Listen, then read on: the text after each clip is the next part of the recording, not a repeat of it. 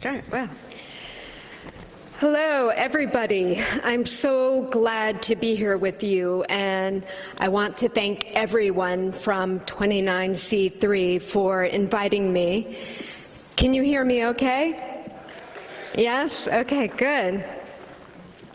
I am a whistleblower, and I know that doesn't translate easily to a lot of languages, but whistleblowing, which entails government employees and private sector employees exposing fraud, waste, abuse, and illegality.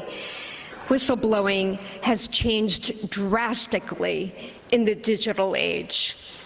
By and far, I think computer technology has helped whistleblowers. It helped me back in 2001.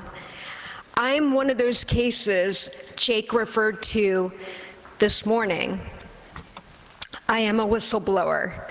I didn't go to work saying, gee, I want to become a whistleblower today. I was actually the ethics attorney for the Justice Department, which is the nation's highest law enforcement agency in the United States. And on December 7th of 2001, this is a couple months after 9/11, I received a phone call from another attorney in the criminal division, and he wanted to know about the ethical propriety of interrogating the American Taliban without his lawyer. Do you remember what I mean by the American Taliban? No, you were all babies. No, I'm kidding. It's a reflection on my age. But basically, John Walker Lind had gone on a vision quest and found himself in the wrong place at the wrong time, hanging out with the wrong people. Of course, back when he went to Pakistan, America was friends with the Taliban. We gave the Taliban money, and even now, after 9/11, they became enemies, but now we're sort of frenemies again with the Taliban. So anyway, John Walker Lind became the first capture in the war on terrorism. He also became the first prisoner in the war on Afghanistan. And he was also the first person tortured by the United States in the war on terrorism. So I had received a call about whether or not the FBI on the ground in Pakistan could question him without his lawyer. In the United States, you can't do that. You have to make people aware of what their rights are. Accordingly, being the ethics attorney for the department, I advised that they had to allow him his attorney. That was on a Friday. Over the weekend, the FBI interrogated him anyway. In addition to that, there were photos circulating around the world of John Walker Lind, and it looked a lot like he was being tortured. So they come back on Monday. The criminal division attorney says, yeah, we basically blew off your advice and questioned him anyway. What do we do now? And I said, not to worry. There are ways we can take care of this. And basically, we can seal off that interview and use it only for national security and intelligence gathering. Just don't use it for criminal prosecution.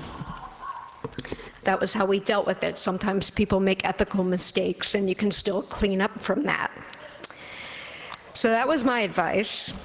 And then I strangely didn't hear anything for a couple of weeks. And then in January, Attorney General Ashcroft, meaning the highest lawyer in the country who ran the Justice Department, announced that a criminal complaint was being filed against John Walker Lind. And he said, the subject here is entitled to choose his own lawyer. And to our knowledge, he has not chosen a lawyer at this time.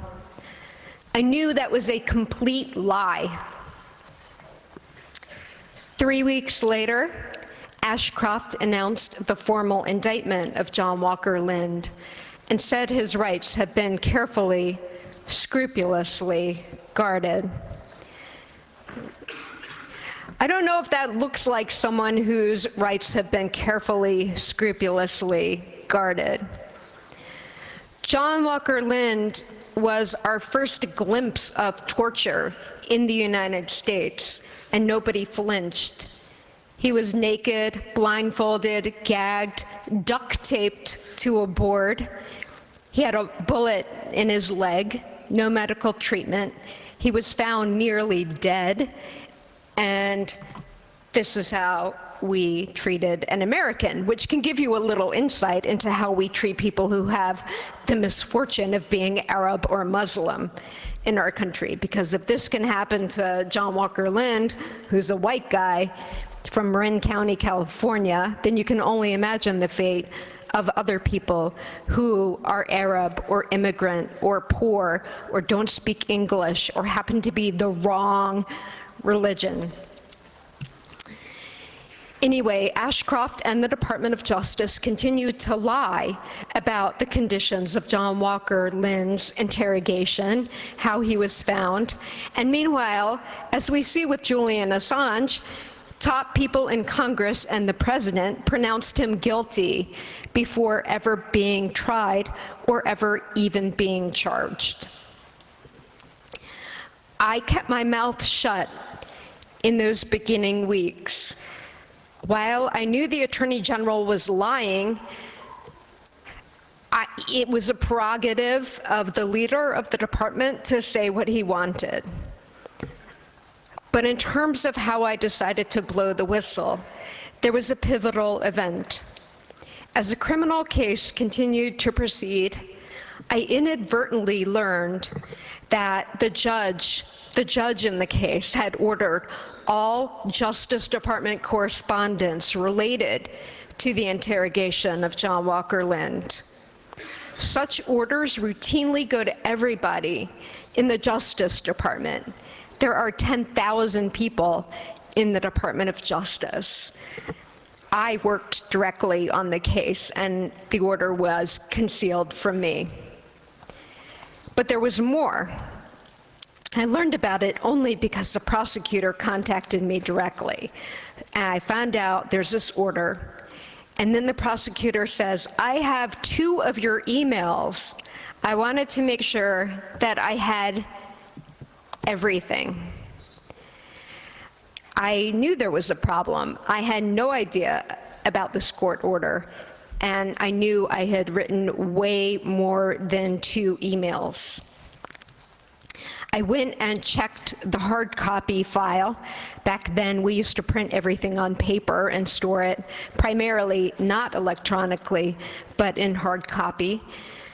I went to check the file, and my email containing the assessment that the FBI had committed an ethics violation in its interrogation of John Walker Lind, and parenthetically, in the torture of John Walker Lind, those emails were missing.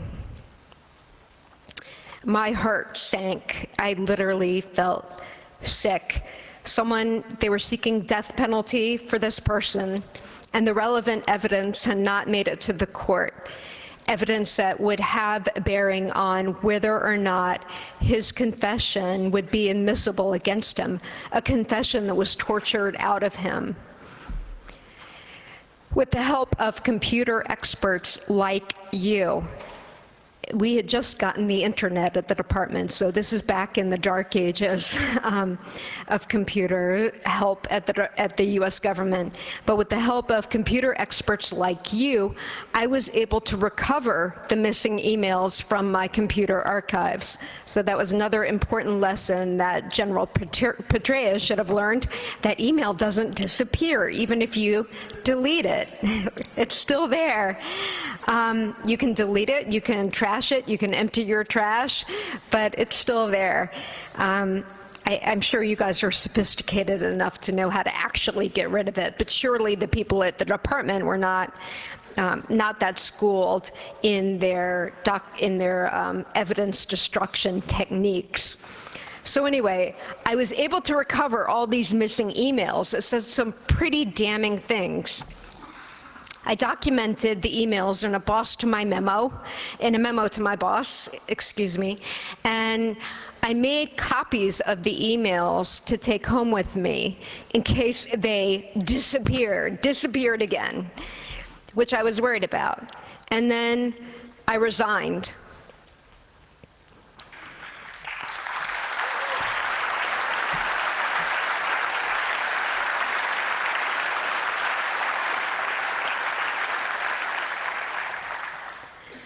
Months later, the department continued to claim that it never believed at the time of his interrogation that John Walker Lind had a lawyer.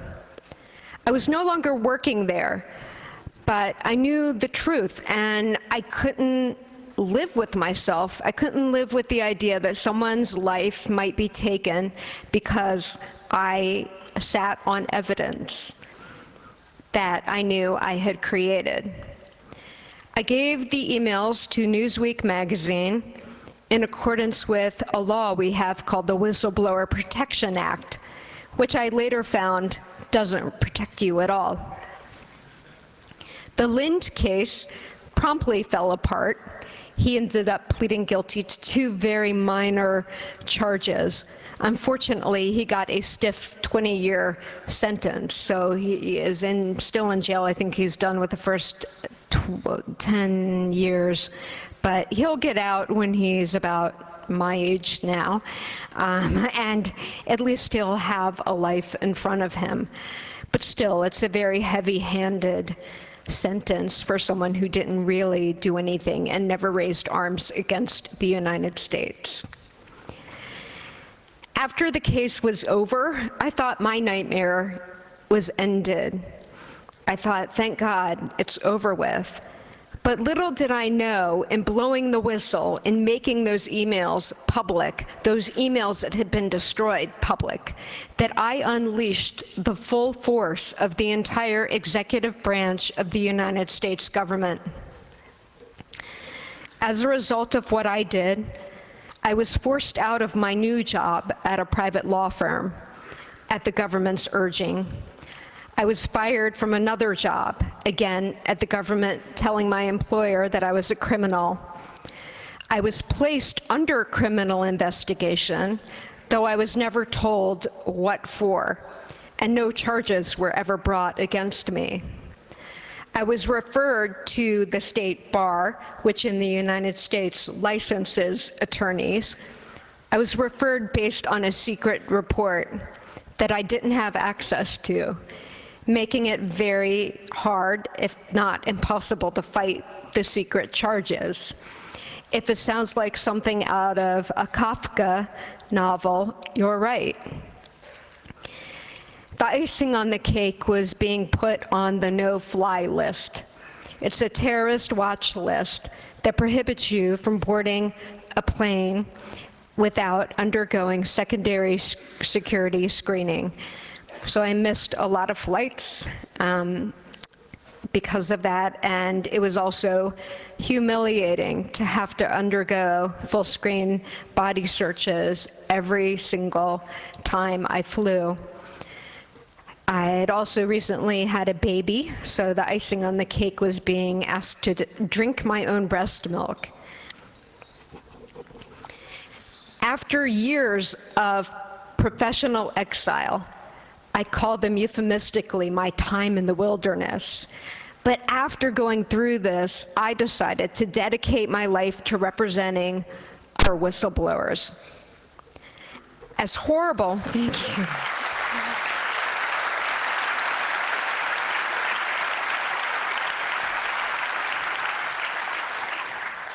As horrible as my ordeal was, it taught me important lessons that I've been able to bring to bear in helping other people who have bravely blown the whistle.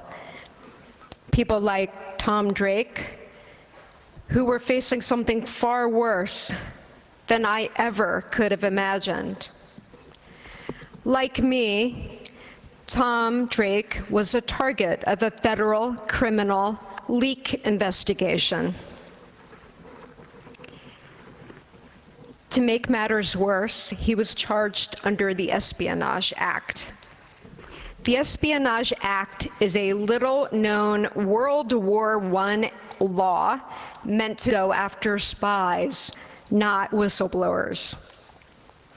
His case was the beginning of a very disturbing trend in the United States, trying to turn whistleblowers and truth-tellers into criminals. The Obama administration, and I campaigned for, I contributed to, and I voted for Obama before anyone accuses me of being anti-Obama. But the Obama administration has brought more prosecutions against whistleblowers than any previous president, and than all previous presidents of the United States combined. You know who else is being criminally investigated under the Espionage Act? Anyone? Under seal. Julian Assange is being investigated under the Espionage Act. And then I heard someone say the other name, Bradley Manning, who is actually being prosecuted under the military version of the Espionage Act. I just attended Bradley Manning's torture hearing in the United States. And based on that alone and what was done to him, the case should be dismissed, though I doubt that it will be. I feel that overall, technology ends up helping whistleblowers. I mean, it certainly helped me get the emails that were the proof that the department, which was prosecuting Enron for destruction of evidence and obstruction of justice, the emails proved that they were doing the exact same thing on their own. They were committing criminal acts. Tom, who we'll talk to you in a minute, was exonerated in large part because of what his computer files did and did not show. It turned out that, contrary to the government's assertions, he never possessed classified information.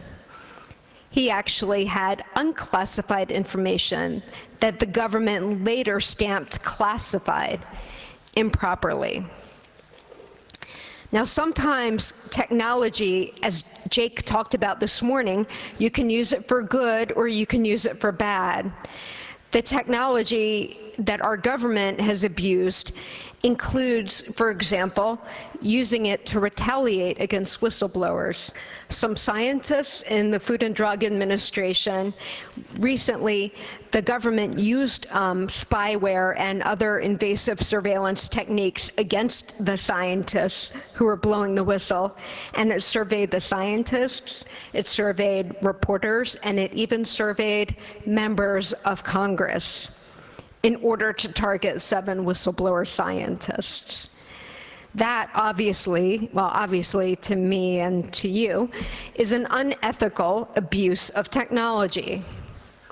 But by and large, computers and technology have changed the face of whistleblowing for good. Exhibit number 1 is WikiLeaks. On my way here, I met with Julian Assange. He solidified my belief as a whistleblower myself and as a lawyer for whistleblowers that WikiLeaks is one of the only safe ways in the world to get large amounts of information out to the public anonymously on a mass scale. The government realizes this and is therefore very threatened by WikiLeaks.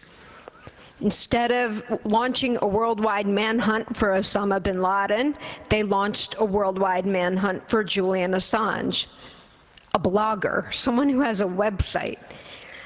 They tried to shut down WikiLeaks by choking off funding, an effort that's recently been thwarted by a number of creative people coming up with freedom of the press. You can go to freedomofpress.org, and contribute anonymously to WikiLeaks and a number of other open government channels.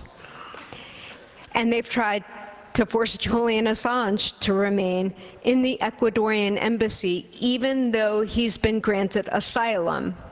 Now, I'm not going to get into asylum law, but as a human rights attorney, I can tell you that the granting of asylum is because you have a valid fear of political persecution, and the government to which you may turn over is unable or unwilling to stop it. That's the international standard. Assange meets that standard. We don't need to jettison ethics, human rights, and the rule of law to achieve security. The notion that we have to make a choice between civil liberties and national security is a false dichotomy that has driven much of the war on terrorism.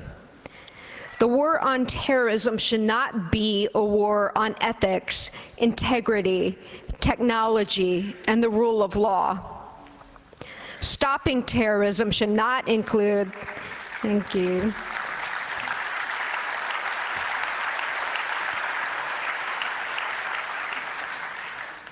Stopping terrorism should not include terrorizing whistleblowers and truth tellers who raise concern when the government cuts corners to electronically surveil, torture, and assassinate its own people.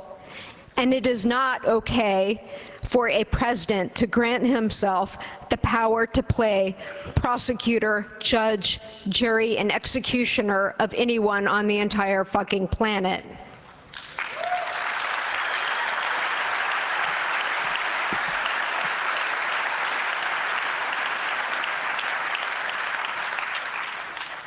The war on whistleblowers is a toxic trend, and I hope our stories will help deprive it of oxygen. In responding to terrorism, we must not trample on the very freedoms for which we are supposedly fighting. I offer my thanks to all of you, my computer chaos compatriots, and to all the bloggers and hacktivists who prove every day that going digital is one of the weapons against despotism, who know that there is a difference between privacy and patriotism, and who know that technology prevents tyranny. It is my honor and privilege to introduce my clients, Thomas Drake and Bill Binney, who are the best evidence that employees should never have to choose their conscience over their careers, and especially their very freedom. Thank you.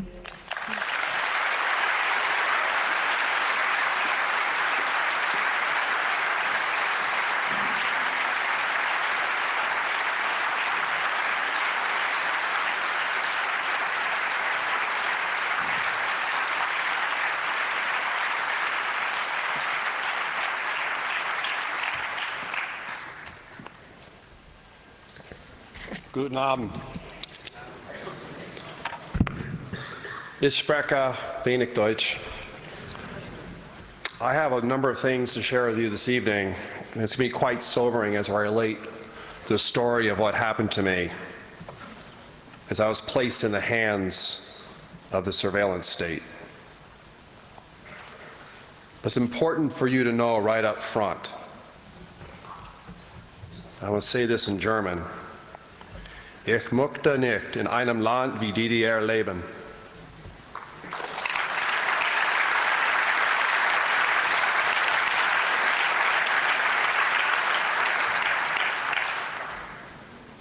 Let me take you back a few years.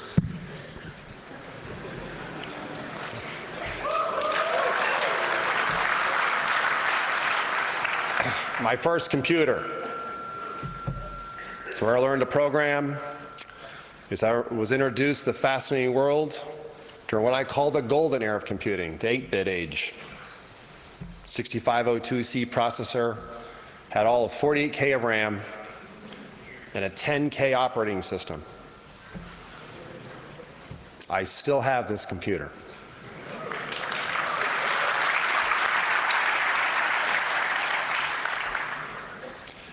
And interestingly enough, This computer was purchased by me when I was stationed in England at RAF Mildenhall, flying on RC-135s during the Cold War. And it was during the time that I was in England, I was a member of a computer club, I ran the Atari section, that I was also introduced to the earlier phases of the Chaos Computer Club and demo parties, things being passed around by SneakerNet and through BBSs, acoustic modems, waiting for that special signal so you could connect, 300 baud no less. I also did a lot in this space. Now this is the inside of the Atari 800. There used to be a day I could actually modify these boards, put a electrically erasable PROM inside the 810 5¼ floppy disk and give it page 6 expansion memory. It was the days, and in some ways it was quite innocent. However, what was my day job? Or sometimes my night job?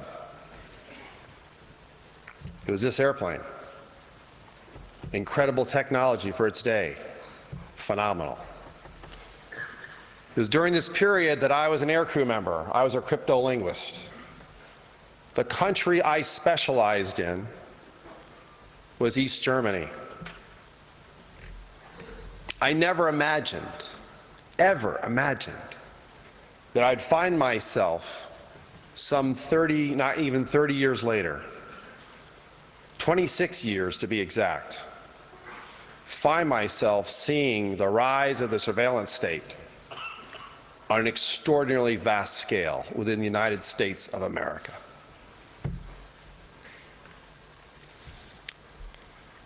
I also flew on this plane, and so when I served on these aircraft, we did monitor the electronic communications from Warsaw Pact countries, including the Soviet Union. We flew many different routes. And what I became aware of was the extraordinary secrecy and surveillance that was employed in East Germany by the Stasi secret police. And they become monstrously efficient. They knew almost everything about the population. To know everything was their motto. I repeat, to know everything. Everything was suspect. And today, in the post-Cold War era, I do find myself asking myself and others, how can an open and vibrant democracy exist next to a secret security state? Something has to give. As I found after 9/11, what gave were their precious freedoms and liberties. They're granted to the people, but given up for the sake of security.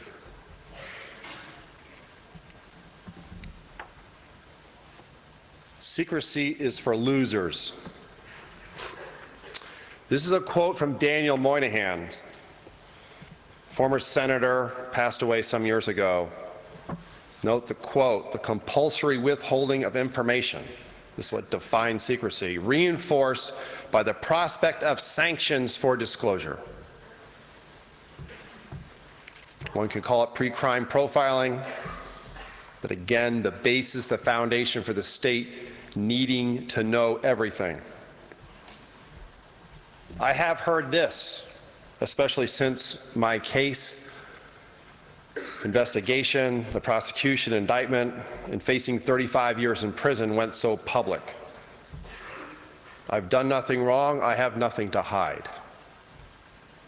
In a secret surveillance state, you don't get to define what's wrong or hidden. It's the government that does, in secret. But this is classic Orwellian doublespeak, because in the land of the shadows, a land that I operated in for a number of years, only the mirage of a mirror is sometimes the prop, or maybe even an agitprop.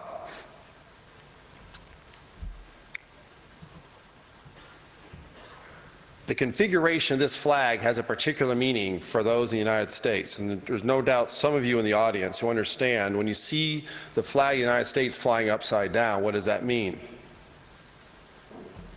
It means you're in distress. The United States is under distress because what's giving is its constitutional form of government. So what happens when you trade liberty for security? As if that's the choice. As Jesslyn said, it's a false dichotomy.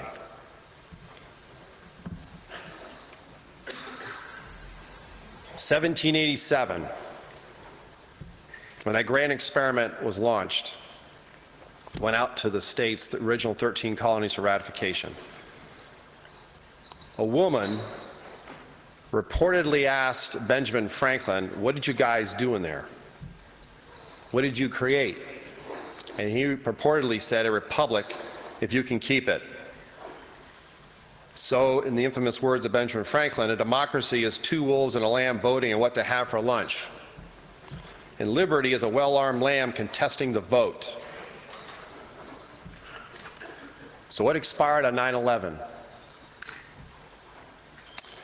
A lot of questions were raised, particularly with the concerns of the government's response.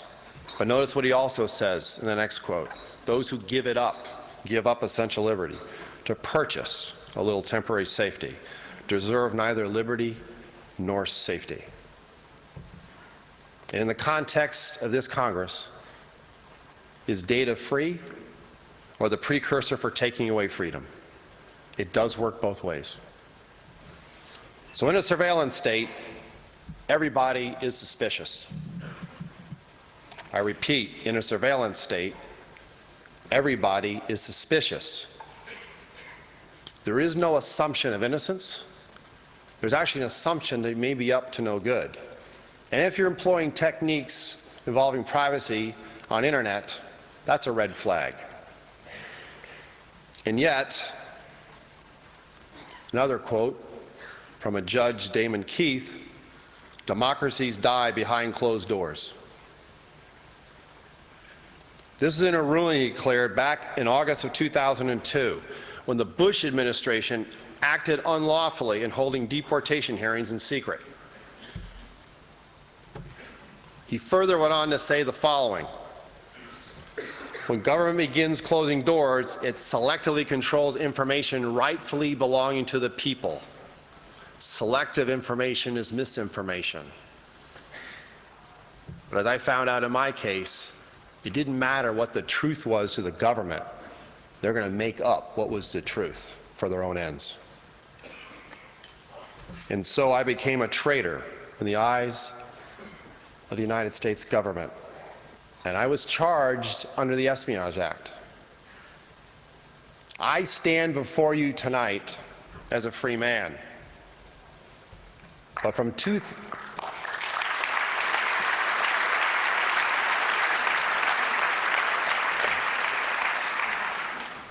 but I can't even begin to tell you, given the egregious ordeal that I went through for the past number of years, what freedom really means.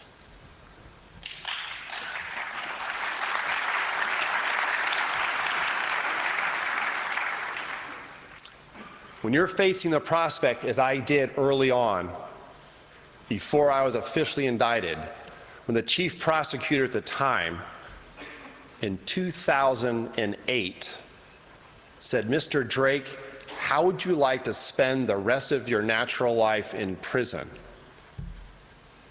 Maybe you better start cooperating." Being charged with the Espionage Act is one of the most egregious things you can be charged with as an American. So what are we looking at? A dystopian future? I'm a canary in the coal mine, as I am with Jesslyn and Bill Binney and other colleagues, and any number of others you will not see in the news. They wanted to put me in prison for telling the truth as a whistleblower. But what was I telling the truth on?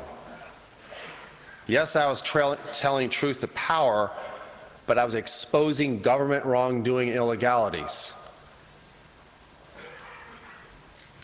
And the government then decided to find out everything they could find out about me and turn me into an enemy of the state.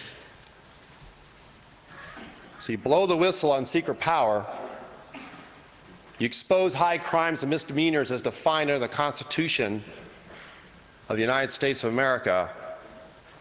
That's now defined as a criminal act.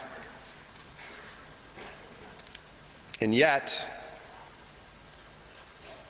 it was a truth that kept me free.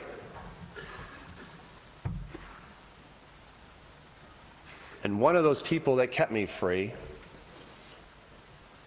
gave me the voice I did not have, defended me in the court of public opinion, was Jesselyn Raddick.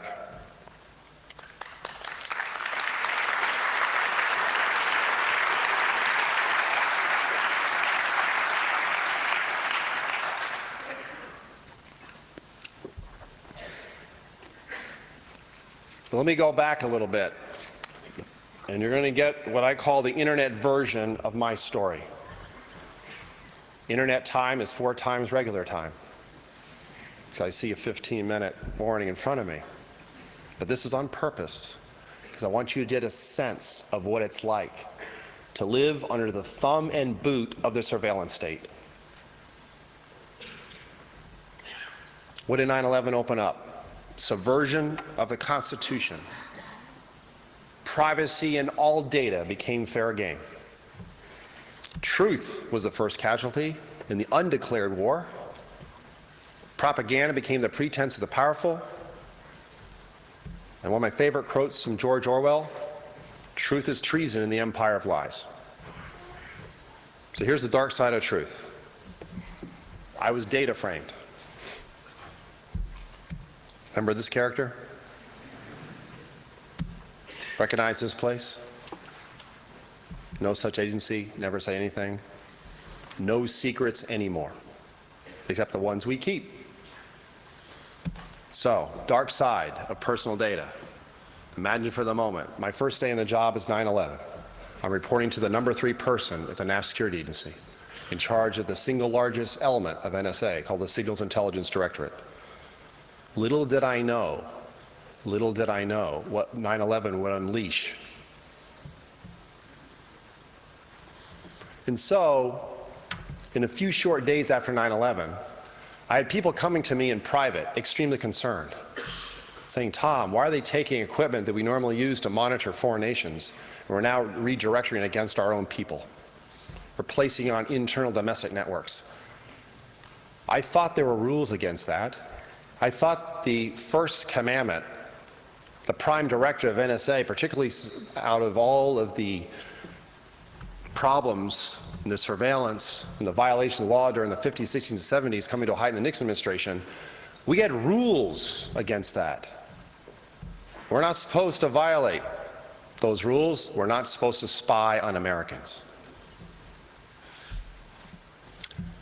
Well, it became clear, because of an effort that I was involved with, that I can't go into detail here. There are some secrets I still need to keep. However, because I was taken off that effort, which was a lawful effort involving current law, involving surveillance in the United States of America and elsewhere against U.S. persons, alarm bells began to rise in my mind. As I found out from others, clearly something was happening. And then I had a very interesting conversation with one of the lead attorneys at the National Security Agency.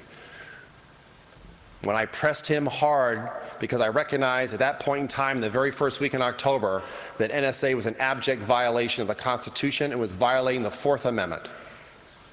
The amendment that guarantees the right to privacy, the right to be left alone. And if the government wants to violate that, they have to go to the court with an affidavit of probable cause, and then they have to get the judge to accept it, and the judge has to sign a warrant, and that warrant has to be served on you. They were just bypassing that entire mechanism. And he told me in that conversation that NSA was the executive agent for the secret surveillance program approved by the White House. And as soon as he said approved by the White House, I remember what Richard Nixon said. The president says it's okay, it's legal. And that's precisely what had happened. And so,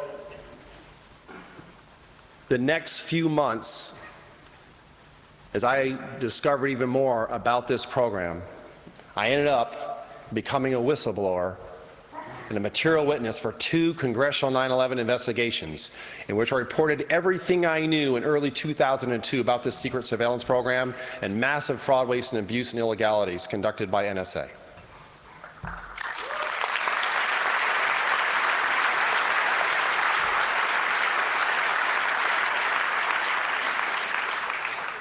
Of course, as a quick side note, after Bill Binney and his colleagues seeing the subversion of our own Constitution retired in October 2001, I became the executive program for an incredible, innovative legal program called Thin Thread.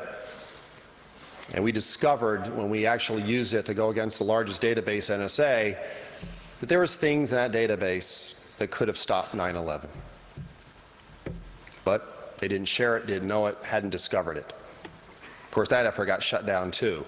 Then Congress, in early 2002, passed legislation that was signed by President Bush directing NSA to deploy Thin Thread to the most critical intelligence sites that NSA had, and they defied congressional orders. That all took place within the first few months after 2001. Accelerate forward, December 2005.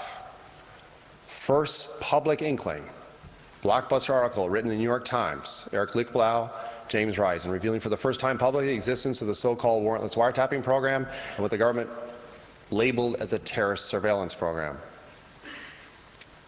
It's fair to say that all hell broke loose within the government. And 2 weeks later, they launched a massive criminal leak investigation. In the summer of 2006, Bill Binney, as well as other colleagues of mine, were raided by the FBI. 4 months later, as I was getting ready to go to work,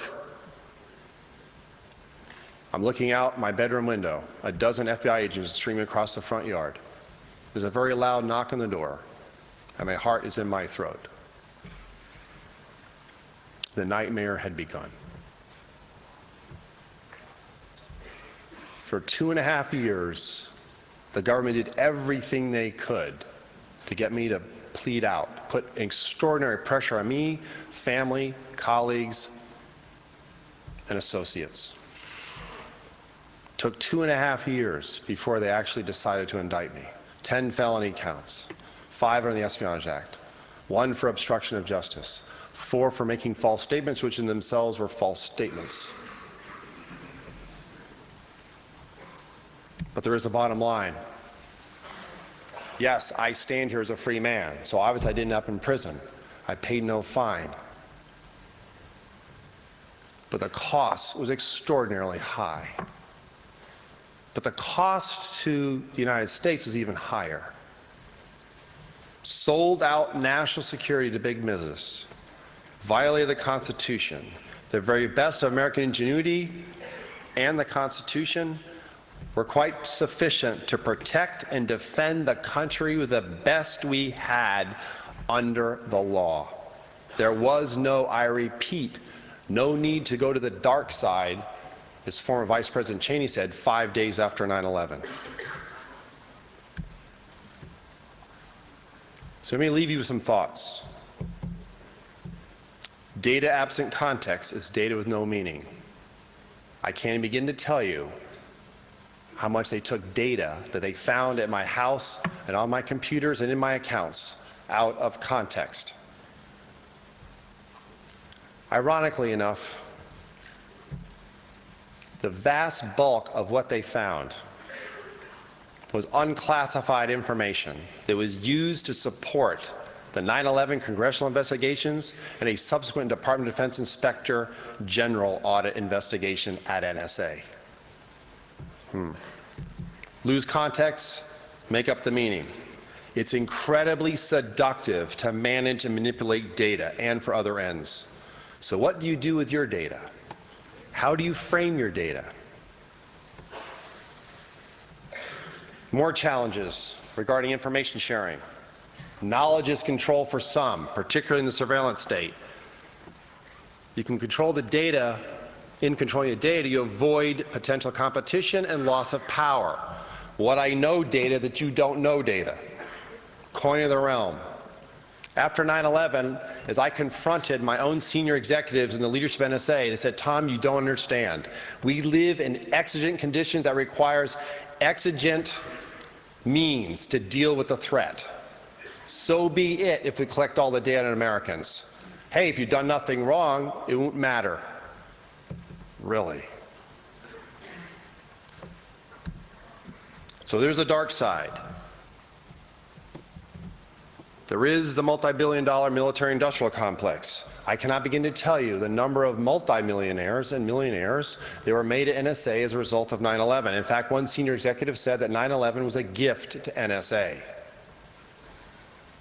Either way, same result. Either way. Critical breakdown in IT and security, incalculable loss of intelligence, and the great historical tragedy of what could have been. But remember, the history of liberty is also the history of government power. So what about the future of internet? What about losing privacy? Privacy is who we are as people. It's who we are with and for each other. And yet we have this rise of the national security state. You ever wonder, it was mentioned earlier, Section 215 of the Patriot Act? How about Section 702 of the FISA Amendments Act? Basically given the NSA and the government a back door to all information on U.S. persons under a general warrant, which is actually forbidden, by the way, in our Constitution. You never have general warrants. Writs of assistance, anybody knows U.S. history, that was the thing why we revolted against the king. So we need to free the future one bit at a time. What global commons do we want to keep? What do we do? Consider this. The power to collect and analyze data, especially on people, is seductively powerful, especially when done without the person's permission, and particularly when done in secret. It is the ultimate form of control. But here's the real problem. Centralized government in this space, no matter what its policies. So what internet do you want to keep? What technology can we use to ensure our privacy? Given my own experience and others, George Orwell's 1984 is quite real and now already screaming irrelevant, particularly in the virtual space. Remember, it's only the government can create a police state. It's technology that makes that happen. It enables it. As I did for many years, how many want to live inside a virtual public prison surrounded by a digital fence that's controlled by the government? It's one of the vulnerabilities of internet. I've had significant, detailed, deep technical conversations with people in this space about the vulnerability of internet. So points to ponder.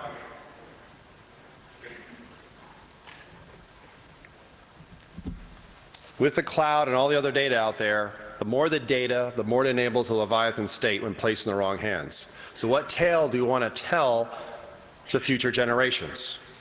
Remember this, with the surveillance state, there is no compromise with respect to the political imperative of controlling the internet. Protection of personal privacy and anonymity masking becomes a red flag threat.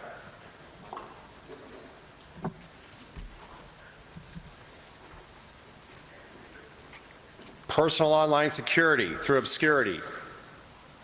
We need to enable getting lost in the data. We need more terrorists.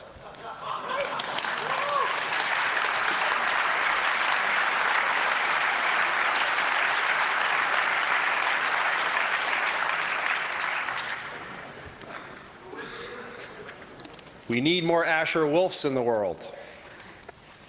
Moving spirit guide and agitator behind the crypto party phenomenon for the rest of the people.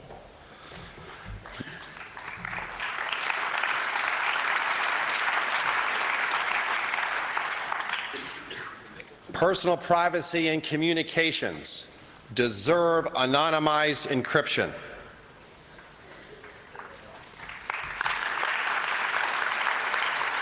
We need VPN. We need non-logging servers. That's crucial. Anonymized proxies, and we need more people using privacy-protecting packages that are easier to use. There's the challenge. It's been a very difficult 6 years for me, and I just want to tell you that they've been the most challenging in my life. But I refuse to remain silent in the face of a surveillance state that did everything it could to shut me up.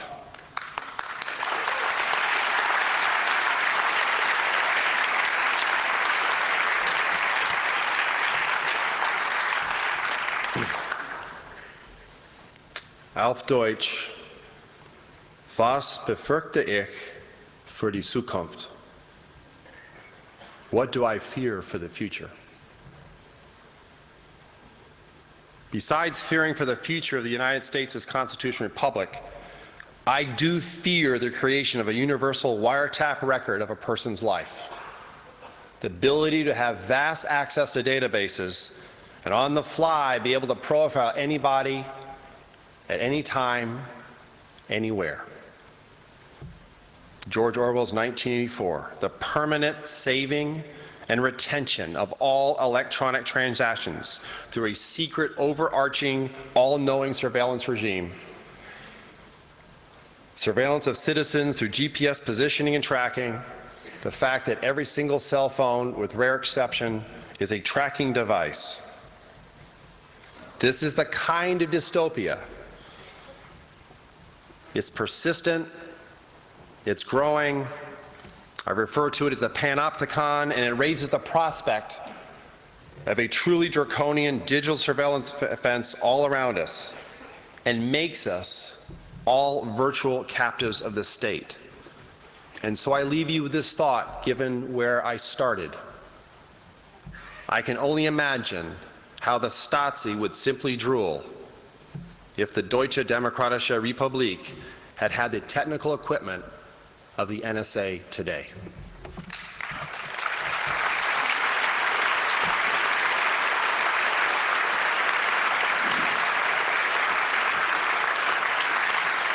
Bill Binney.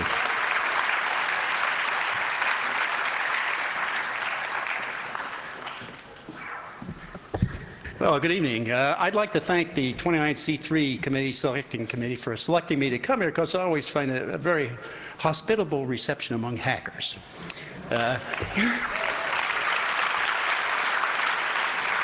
So what I'd like to do, I only have half an hour here, but what I'd like to do is give you an idea of some of the experience that I had with the Department of Justice, the conflict of terms there, but and also the NSA and the FBI especially. And I'd like to go through that and also then get into the technology. I can get into this technology because we had, before we left NSA, we had to go to the intellectual capital lawyers and the property rights lawyers and all the legal people in NSA and talk to them about conflicts of interest and things like that. We didn't want to be involved in a conflict of interest. They said, okay, well, anything that you walk out the door with in your head is your intellectual capital. And yes, you can make a commercial product out of any of that knowledge that you have. So, since I was designing a system that's monitoring the world, I decided to do a commercial product. Okay, so I now have a commercial product that they put me out of business for.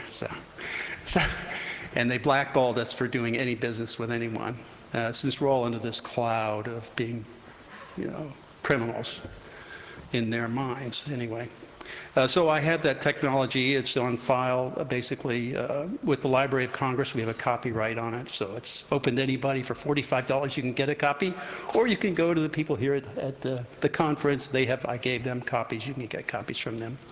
So it lays out in architectural framework the entire process of how to automate an analysis business process across the entire process, whatever you're looking at, whatever kind of data you're doing, because this applies to everything: stock market exchange, money exchange, travel, phone calls, emails, Twitter, cloud, Facebook, whatever. So the point is that this is the kind of this whole process will give you an idea of what's really going on and the scale of what's happening. So, but first let me go through some of my experiences. I mean, I was at NSA, I was the technical director of the World Geopolitical and Military Analysis and Reporting Group, which meant all the technical aspects of everything in the world was something I was supposed to work on if we had a problem, okay? So I was the kind of guy that we were supposed to go around and create new ways of looking at things and solving problems, and generally stir up stuff and change the culture and everything, So become an irritant to everybody because I was changing their ways, and change is something that everybody resists, okay? So, so as a part of that, in the mid-'90s, I also had I was the co-founder of a SIG and automation research center. It was a small group of people, about 16 total. And we were working 4 or 5 projects at a time, so I had to divide those 16 people among all those projects. So, but we had mixed skills, and that was the beauty of it, because we had computer programmers, engineers, and we had access to physicists. We didn't have one normally, but we could get them if we needed it and had a physics problem.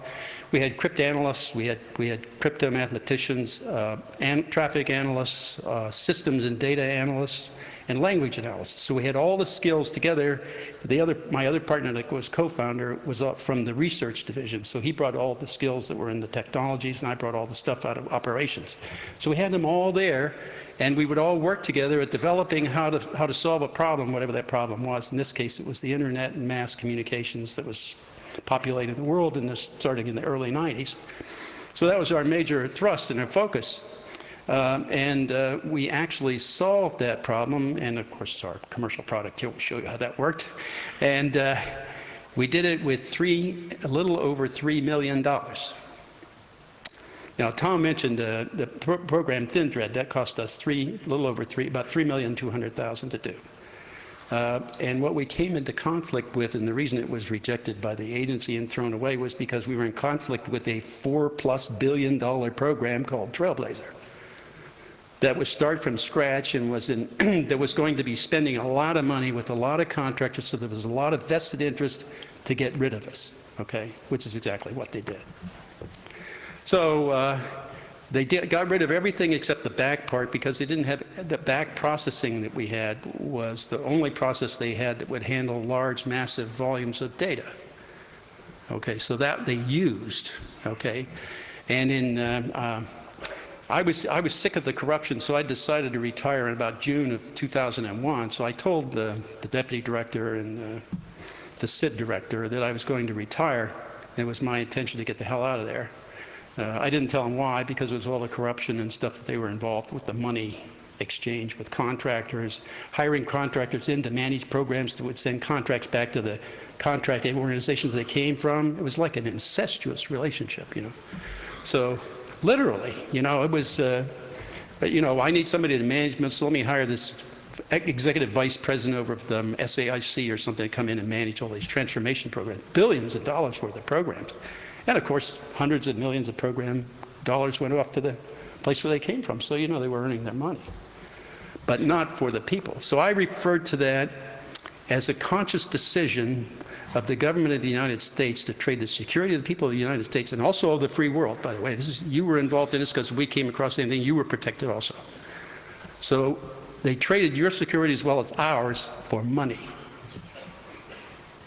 That was what they did. And they still don't have the solutions that we were working on 12 years ago. That's why their big data initiative is coming out, and they're asking for automated algorithms to figure out what we were working on 12 years ago. But because they destroyed the SARC, right, in our whole process, they threw the whole process away, except for that back end part. they made themselves incapable of readdressing those same issues. They had to relearn and redo everything, but they didn't have the skill mix to make it work. In other words, they didn't have the people who would work together to make that happen. So they killed that entire structure to make that work. So as a part of that, when they started taking in the telecommunications data, which the telecoms eventually had to get retroactive immunity from George W. I referred to George W. as the replacement for George III, which was King of England when it had a revolution. So we got rid of him and ended up with George W. So, so that meant they were taking in all the data about everybody that the telecommunications had record of. In other words, the billing data. That was how you could build communities and reconstruct all of the people you're working with, your social network and everything, and how you were reacting or acting with this community that you had. So that was the whole objective of that particular process. So when I found out about that, I said, gee, I was at one time considering sticking around to try to help solve the terrorist problem.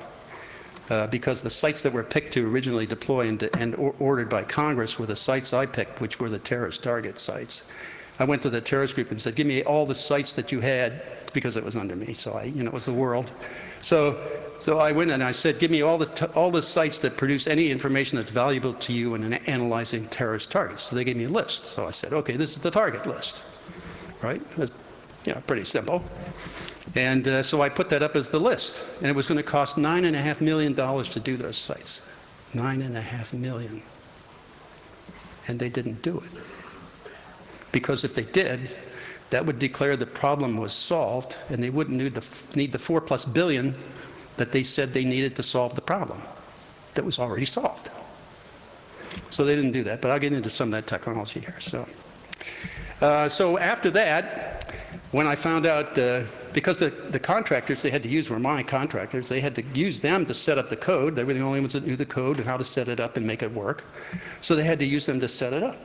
So when they did that and started taking data in, they came to me and said, you realize what they're doing? They're doing this, I wasn't supposed to know about the program. It's called Stellar Wind. All right, that was their program to spy on everybody. So they came to me and told me that, and I said, well, immediately, I knew all the people. I know Alexander, I know Hayden, I know Clapper, I know all these, McConnell, I know them all. Right, so, and I knew it was pointless to do anything inside the agency. It was an absolute lost cause. So I went directly to the House Intelligence Committee, they are responsible under the FISA laws and the Intelligence Acts of 47 and 78 to monitor the intelligence community and any spying they were doing on U.S. citizens. That was that was a fallout of the Church Committee hearings. So I went there because it was their responsibility to do that monitoring, and I knew the chief staff officer who was in charge of the monitoring NSA. So I went in and said, hey, here's the program that they're doing all this. I didn't know the name of it at the time, but she went to talk to Hayden, and she talked to Portergoss, who was the chairman of that committee. And the point was they all bought into it. She also talked to Nancy Pelosi.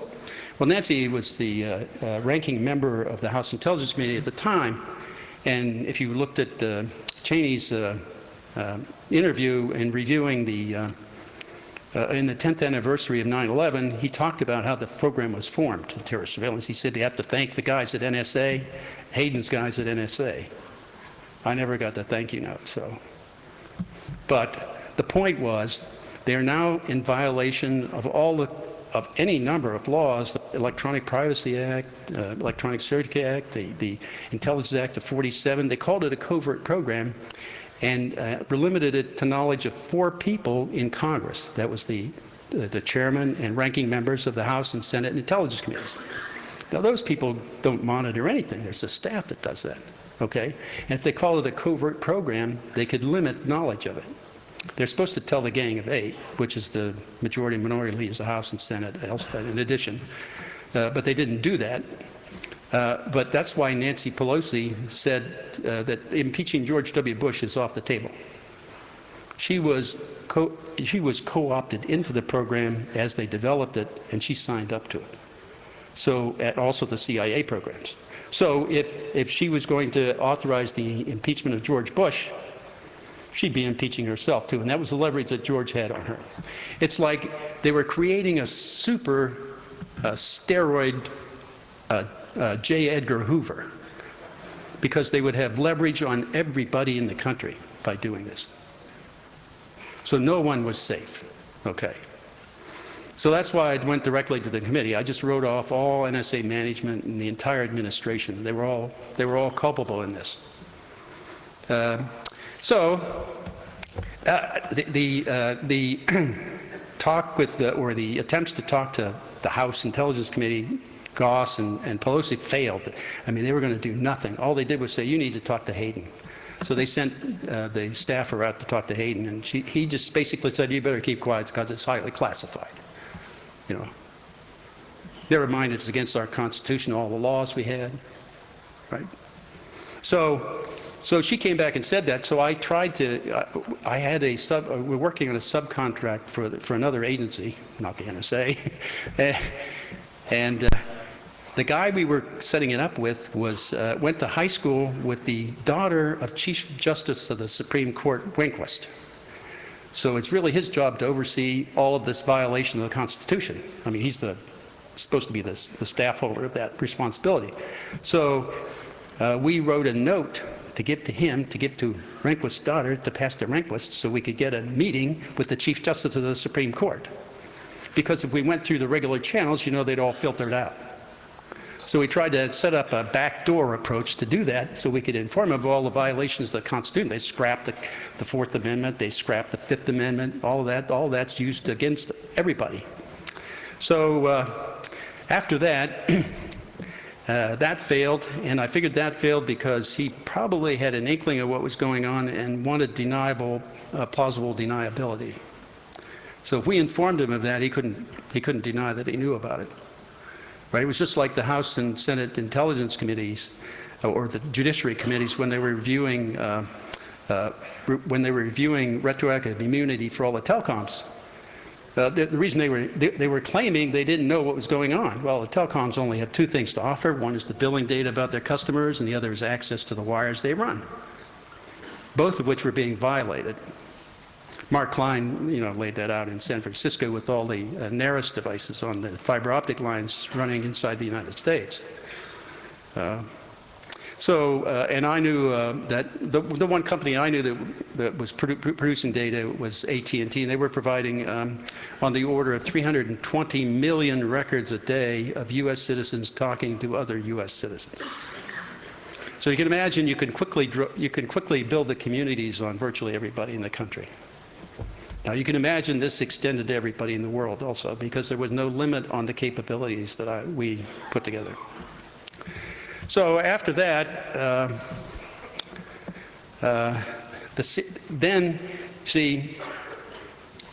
Gonzales, we tried to do work with other committee members and House and Senate members to see if we couldn't influence them that way, but that didn't work. So we ended up going to the Department of Justice Inspector General's office. This was after Obama came into office. We had hoped that he might do something different, and of course he didn't. Okay, we took him through the entire Stellar Wind program and what it was doing, and all the participants that we knew about at the time, and how much data was involved, and the violations that they were performing. So we failed to impress him to do anything either. Okay. Because they published a joint IG report on surveillance in mid-2009 that basically said, well, you need to monitor it more closely and have more observation of the system. But so that did absolutely nothing. So our entire government was failing internally. They wouldn't face their own problem. They were violating laws in the Constitution. They wouldn't face up to it and correct their actions. We were working internally to try to make that happen. It just didn't work at all.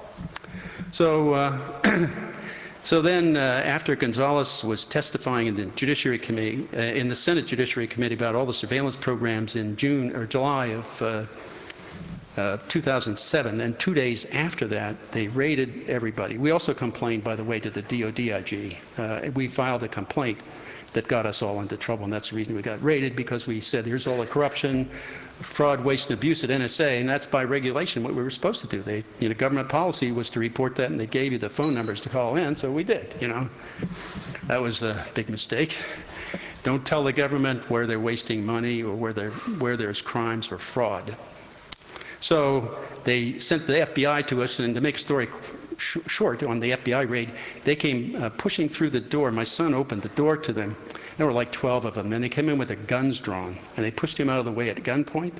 Came upstairs. I was in the shower. My wife was putting her clothes on. They came into the bedroom, was pointing guns at my wife, and they came to the shower and pointed a gun at me and said, drew me out of the shower. So I'd been cooperating with these people for 3 months before that, telling them everything I knew, because I signed an affidavit that I never talked to anybody in the news.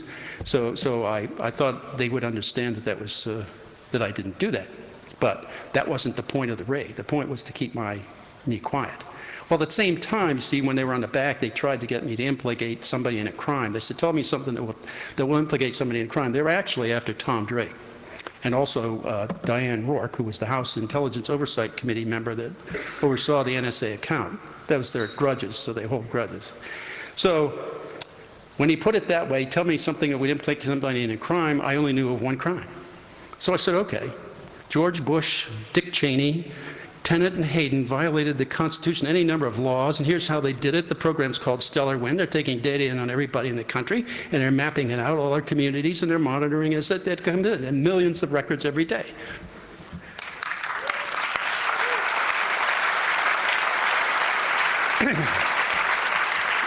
Now, I should say, there was only one agent on the back porch when I was doing this on the back porch. There was only one agent that was cleared for that program. He was the guy who signed the warrant, okay? And all he could do when I was saying all this and explaining this program, the violations of all the rights and laws and stuff, was look at the floor. He couldn't look up because he knew he was participating in covering up all the crimes they were committing. He was trying to keep me quiet. They put the guns on us, and my family too, because they wanted us to stay quiet. Well, that was a red flag to me. That was the first thing. And then they started fabricating charges against us, and every time I found exculpatory data that they had, but I also had, so I was backed up, So they took my computer and everything, but they didn't get any data. I also had all that. But so I had that. So I called Tom, and this is the funny part, because I knew Tom's phone was tapped. I didn't know about mine. I wasn't sure about that, but I knew his was. So I called Tom, and I said, Tom, this latest indictment, our lawyers told them they were going to indict us. So the latest indictment they had was going to address us in a conspiracy, and here's the data they had that they were going to charge us with a conspiracy. So I went down the line of all the exculpatory data I had, and I said, Tom, this is evidence of malicious prosecution. Tell your lawyer about this so you can bring it up in court. Well, we never heard about it again. Okay, that was the end of that. That charge went away. So.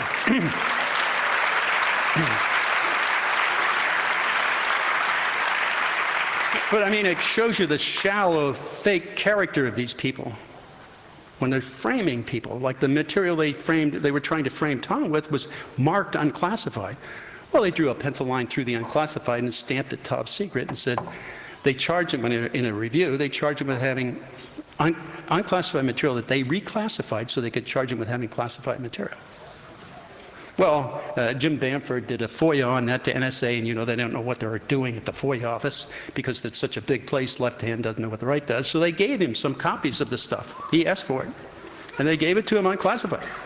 So he took it into Judge Bennett and said, hey, look at this. They're charging him with these as classified, and they're giving it to me in a FOIA request, unclassified. So he said, as a friend of the court, he gave it to Judge Bennett, and then Judge Bennett said, gee, this really says they're fabricating everything, so they're actually, that was a felony. They're framing him. That's a felony. They should have been charged with a felony, at any rate. So that was the icing on the cake. Then I said, I have to go public with all this, and I need to have my name on it so that I'm not hiding. I'm no secret informer. I'm out there saying, because nobody's challenging me, by the way, because I know too much, okay? At any rate, I need to get into technology. I have a short period of time here left, so let me do that so you have an idea what the technology is all about. What this was a design we had for input from from any source, like take several hundred or several thousand Narus Insight devices where you have 10 gigabit sessionizers and processors with deep packet management running.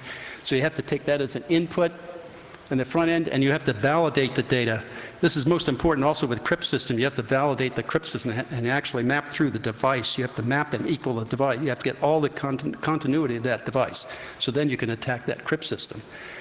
And you have to do the same thing with data. It's the same thing with data.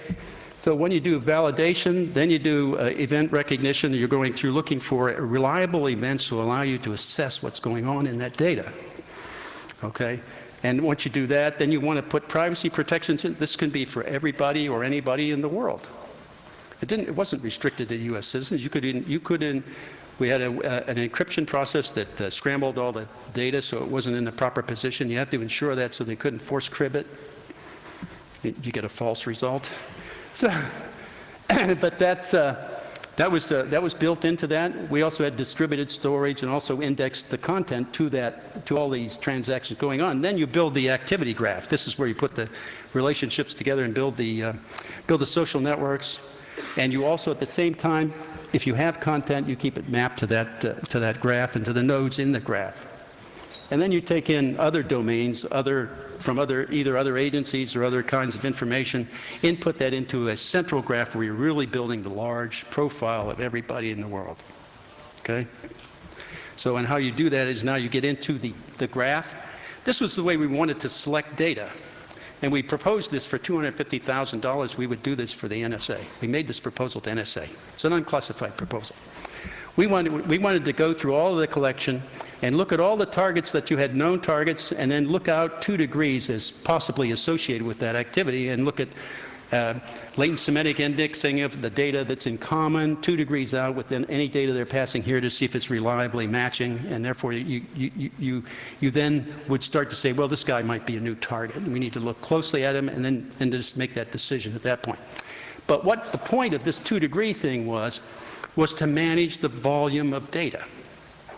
Right? The other 7 billion people are out here. We were throwing all that data away. Okay? That was not collected, stored anywhere. Okay, so that was just thrown away. And that was how we would protect everybody in the world. We would not have your data.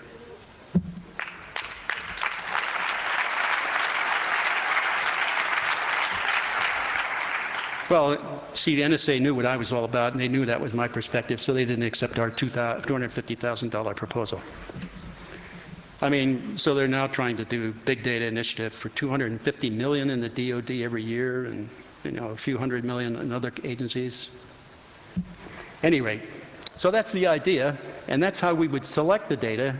And because you'd have to have relationships that made you close to something. We also had other algorithms we could look at in terms of the networking to see if there might be some suspicious network or community out there in the other network, but we didn't share that with NSA. So, because that's another thing they want to be able to do that. Okay, that's all the automated algorithms they want running. So, but we didn't do that, and all it would do was raise suspicion, meaning you had to look closer at it, not make them a target immediately. But they were talking about doing that with metadata, which meant they were talking about using this kind of material to use targeting to kill people. I mean, that's insane. At any rate, all that data is indexed to the graph, and this is basically the timeline. You take all the attributes that you're mapping in the community, pull them out, and all the index data that comes with it. So now you can build a timeline over time. This is the research we did on 9/11, all the terrorists and their activity during just before and up to 9/11, right here, September 2001. But this is the idea. You want these timelines, and then you want to look at the interactions in the community to see what kind of interaction profiles could you use to inference the intents and capabilities of these people. But this is done by the code on everybody input to the system. It's not done by people, it's done by the code.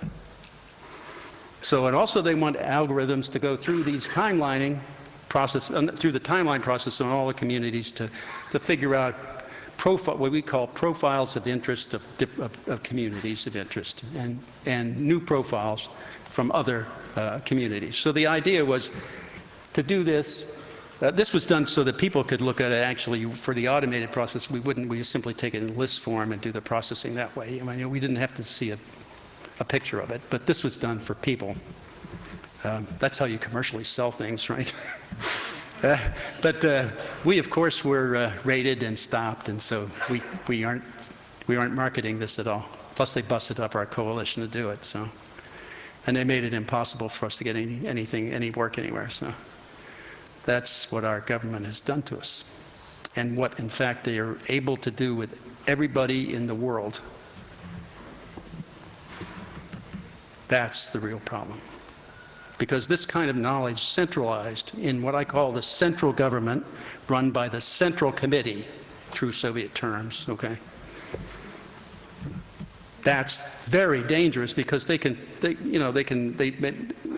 after 9/11, they made so many mistakes in the graph and tipping off things to the FBI. They said they got thousands of false tips. That's because they don't know what they're doing. Well, incompetence on this scale is exceedingly dangerous. It is.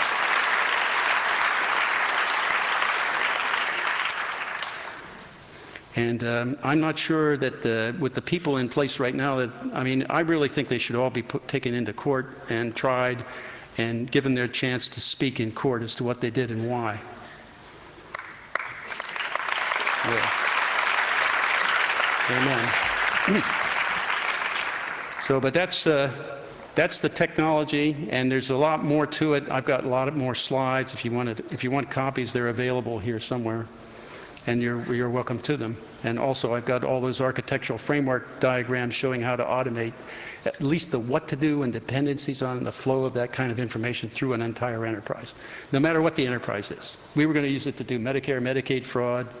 You could also use it for the stock market, or that kind of approach.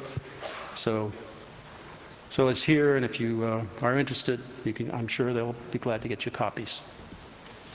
Thanks.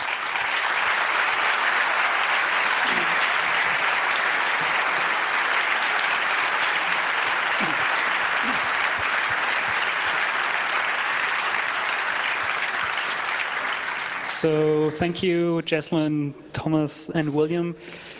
We have 2 microphones in each aisle. If you have questions, please line up.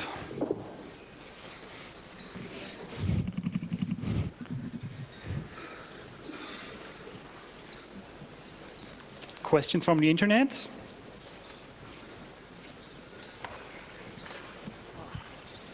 Yeah, number 2. Right. So thank you for your wonderful and insightful talk. Yes, please do.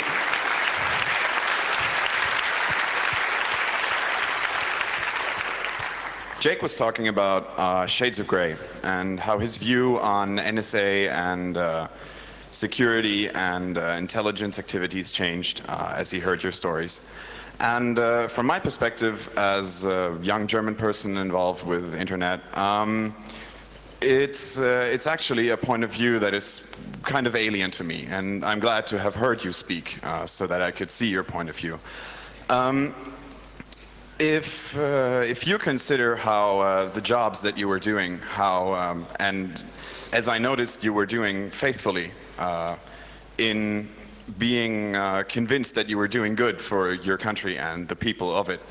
If you consider that goal that you had and always pursued, and how it played out, how the apparatus that you were a part of has acted against you under certain circumstances, which you brought about or did not bring about, how would you advise young people who are approached or who may be thinking of information technology that is fit or even targets this kind of activity, as in data mining, as in intelligence, people who might even have the desire to protect in a sort of intelligence gathering activity?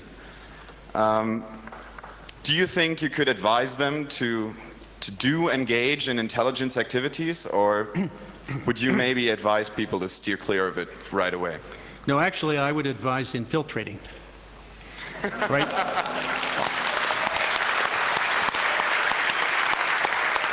But you have to remember, you never lose your integrity and character. What these people do is corrupt integrity and character. And so then anything becomes, what they do is they then have a view that everybody operates this way. And this is the normal way to be corrupt, basically, is the norm, when in fact it should be the extreme. And they should be prosecuted. Thank you. Yeah?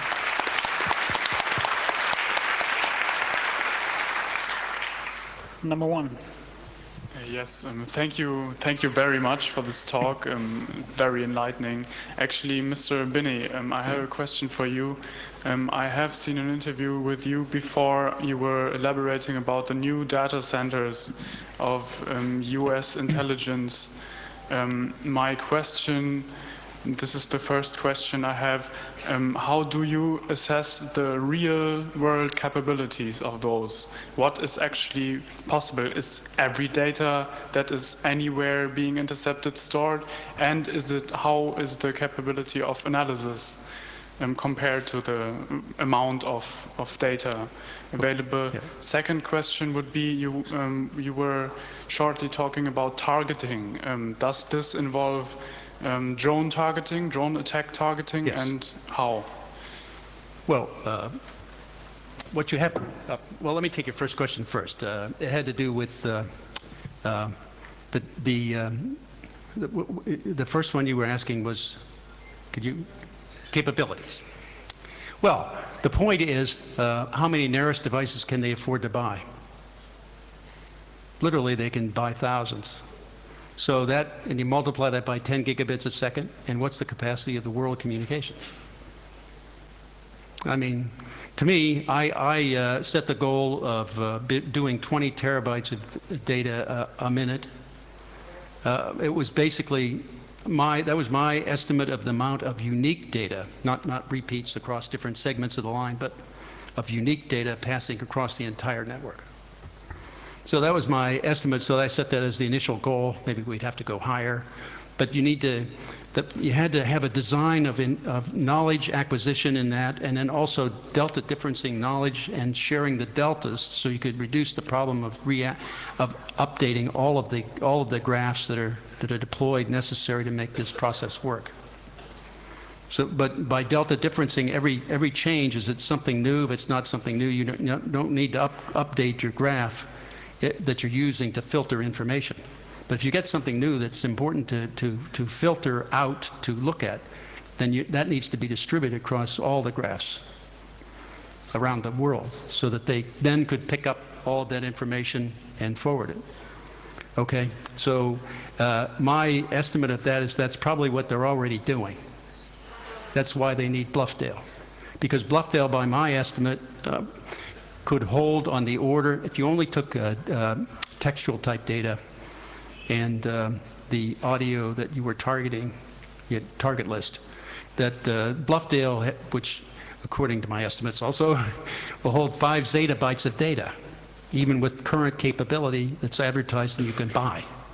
This is probably not they're probably going to do better than that, okay? But just with 5 zettabytes, that's probably on the order of 100 years of worth of collection of the world's communications. That's my estimate too. But it sure is a lot, okay? I mean, 5 zettabytes is 5 times 10 to the 21st bytes. A lot of bytes. Yeah. But it's not a yottabyte though. That's the next step, and that's what they're working on now, I'm sure. So 5 zettabytes was my minimum estimate there for that storage alone. That's not the only site. They're building that one because they're collecting too much data and they need more storage. So that's their estimate of need for the future. Okay. They're already storing data. Okay. Questions from the internet. Oops. I was asked to ask you, how was your flight to the Congress? Any special treatment? No, I got no special interest from my government or your government either. They welcomed me here, so I thought that was nice. And the other two? I'm quite certain they have interest, but nothing that I noted that was overt. I found it much easier to exit my own country than to get back into it. Yeah. Another question? Yep. Did you ever thought about emigrating from your country? My wife did, yes. She thought we should leave. That was after they were pointing guns at all of us. And we've been cooperating and loyal citizens. And trying to use the system and the laws that the country had and the Constitution to try to influence the government from doing the illegal, unconstitutional activity they were. And all that failed. And then we went for years trying to do that with the hope that somebody would listen. And nobody did. Because it was all national security. They said, we have to do this, otherwise we won't be able to get the terrorists. And that's absolutely false. We had zero difficulty doing it with this technique. Nothing was, they couldn't sneeze that we wouldn't know what they were doing. And since we automated the process, we didn't depend on people to recognize events and make sure that everybody knew about them. We just automatically did it within 20 to 100 milliseconds. I definitely thought about leaving the country. 2 of my brothers are expats in Sweden and Finland. But like Jake said this morning, I still believe in my heart of hearts that our country is not beyond redemption.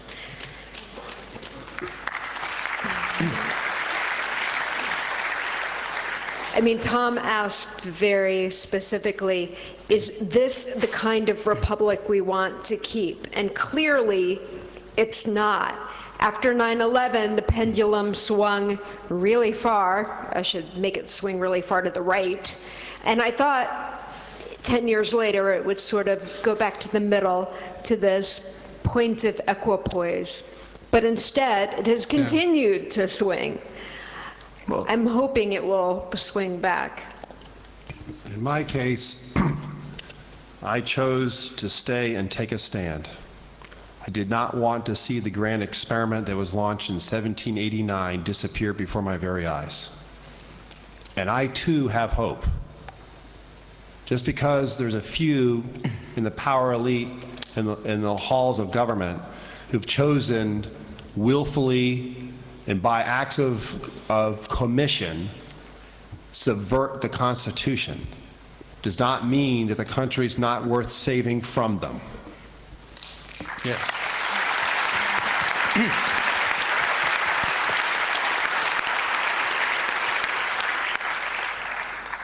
A question to Thomas Drake. Do you think to keep more freedom in the internet, we need to split data of the internet to certain authority outside of the USA? Authority is an overloaded word. Yeah. And yet, in my experience, the authority attempts to replace law and rules that govern the commons. I said internet was vulnerable. It's vulnerable because the very strength of internet, its openness and transparency, is the very thing that threatens authoritarian government. And so they want to own it. And there are very troubling trends, as evidenced by certain international meetings, by evidence of certain agreements that are being conducted in secret, and especially negotiations, as evidenced by attempts to control the means by which the data actually transits, particularly at the key nodal points, particularly in terms of the translation points and domain naming network services. It is troubling. From the legal perspective, for example, an example of what Tom says and an example of having some great authority out there. The government right now, the United States government, is urging all citizens to fight Chinese spyware by giving your data and access to your data to the government because they will protect you. Things like that are a transparent attempt to regulate the internet. Not so transparent are national security letters to get people's Twitter information, something with which Jake Applebaum, I'm sure, is all too familiar. Right now, the government can secure your internet service provider records with something called a national security letter. And the internet service provider not only is under no obligation to tell you, they are prohibited from letting you, the customer, know. So these things are very insidious. I mean, that was courtesy of the Patriot Act.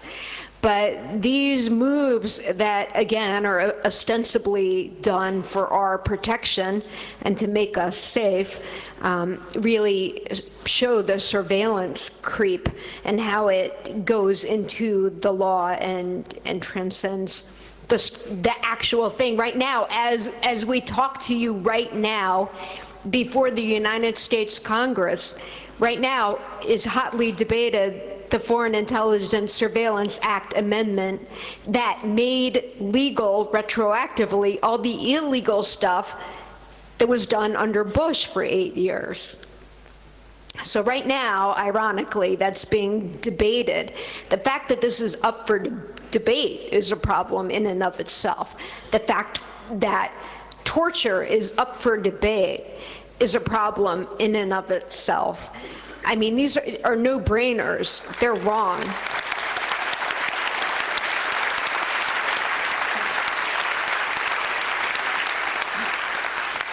I would like to add that any authority control that's done in secret, without the consent of the people, or the use of the data that is actually yours, not theirs, is the equivalent of a turnkey totalitarian state.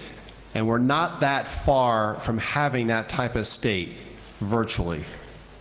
We really aren't. The government in the United States of America already has the ability, with its vast access to all kinds of data, and increasingly becoming more and more centralized, to profile anybody it wants to at any time.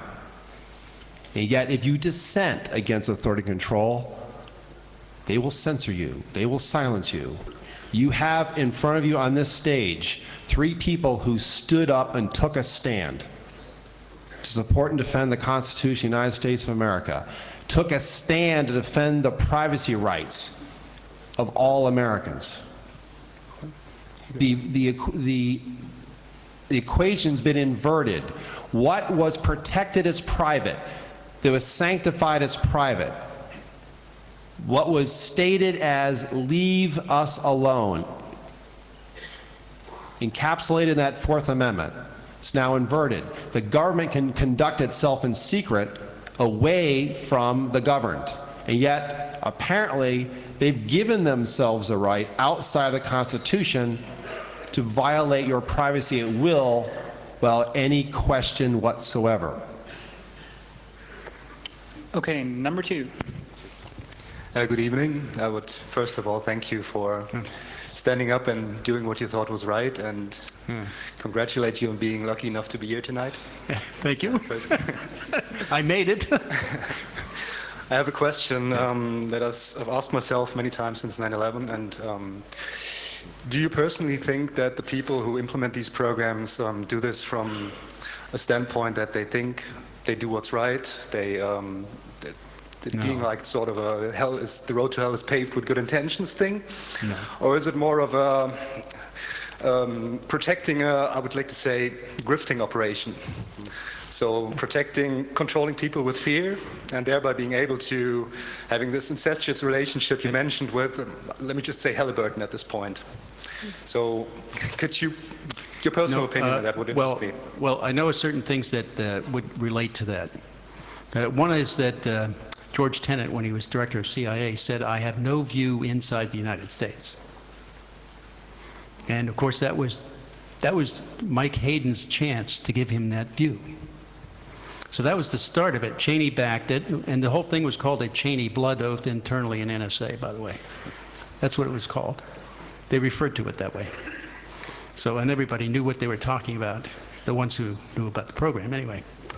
But Hayden went around early, I think it was Hayden, from NSA, went around to all the telecom CEOs and asked them in February of 2001, 7 months before 9/11, asked them to provide them all their customer data. That showed intent to do this spying even before 9/11. So the intent was to be able to monitor what people in the United States or anywhere in the world were doing, so that they had a view of everything in the world. That was their objective. In my view, that was what their intent was. I didn't know about that until 2006, but you know, that showed it from the very beginning, their intent. And 9/11 was simply an excuse to say, hey, let's do a little fear-mongering here and make this happen, which is what they did. And they're doing fear-mongering now with the cybersecurity. It's to get more money and do their own thing, build a bigger empire, you know. In fairness, I think a lot of people who are young and graduating from university, they go to work for the government and go in, as I did, very naive, very optimistic. The government wears a white hat. Here's my chance to change things for the better. I think when Bill started at the NSA, you felt you were doing the right thing, and that for most of your career, the agency was doing the right thing. I think now, when it's perfectly clear what's being done, people, even those who go in with good intentions, all of them drink the Kool-Aid. A number of my counterparts in the human rights community, including Harold Koh, who's one of the highest up people at the State Department, had been the dean of my law school and one of the biggest anti-torture advocates, quickly goes to the other side for the purpose of having the power. And there are numerous other names that I won't call out, and you can thank me later on for protecting your privacy better than you've protected mine. But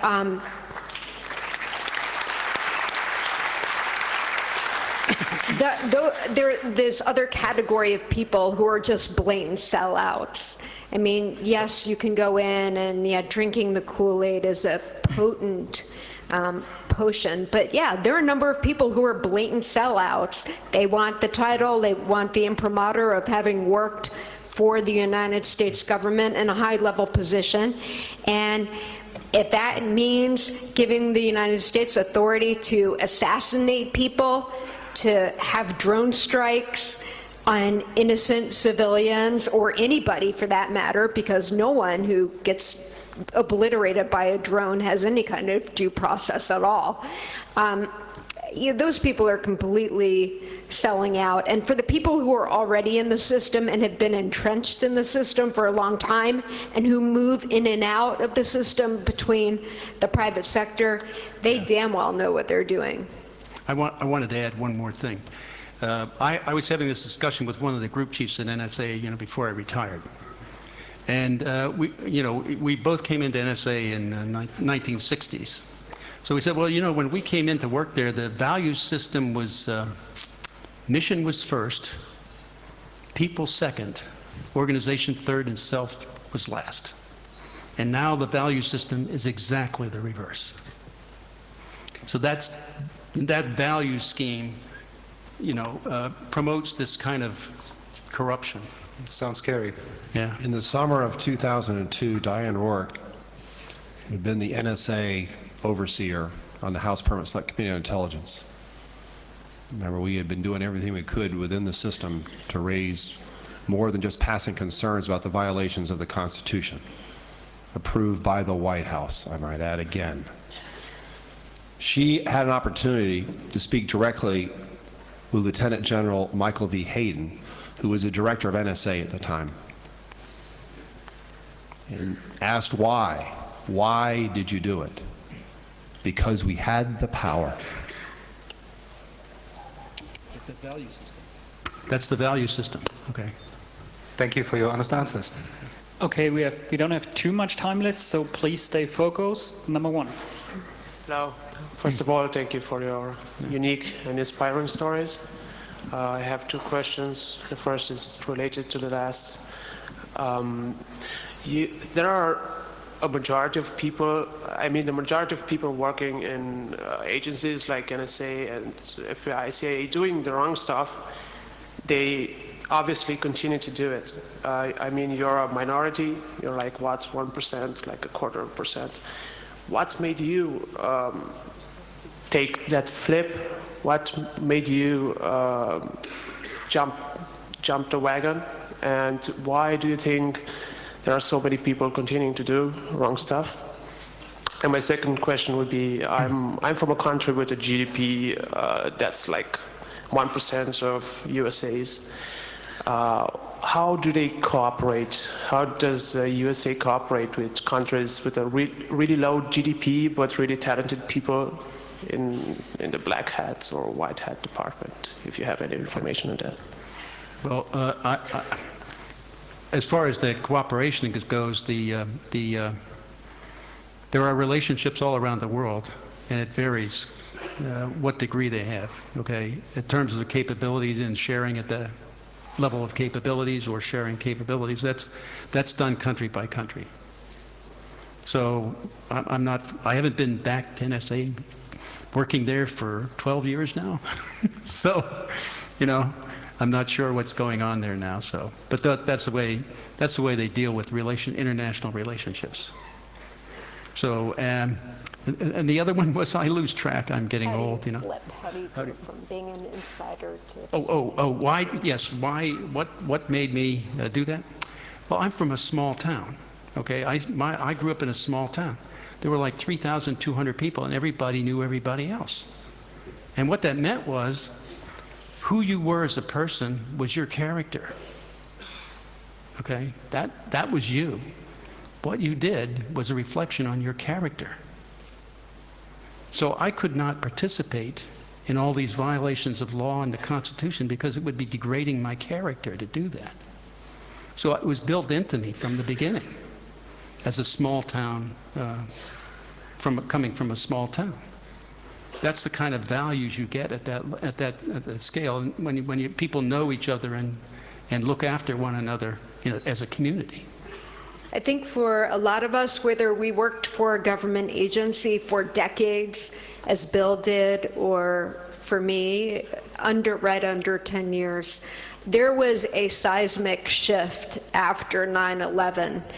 So I don't feel like any of us decided to jump the rails and do something radical. I think our problem was we continued to do our job ethically.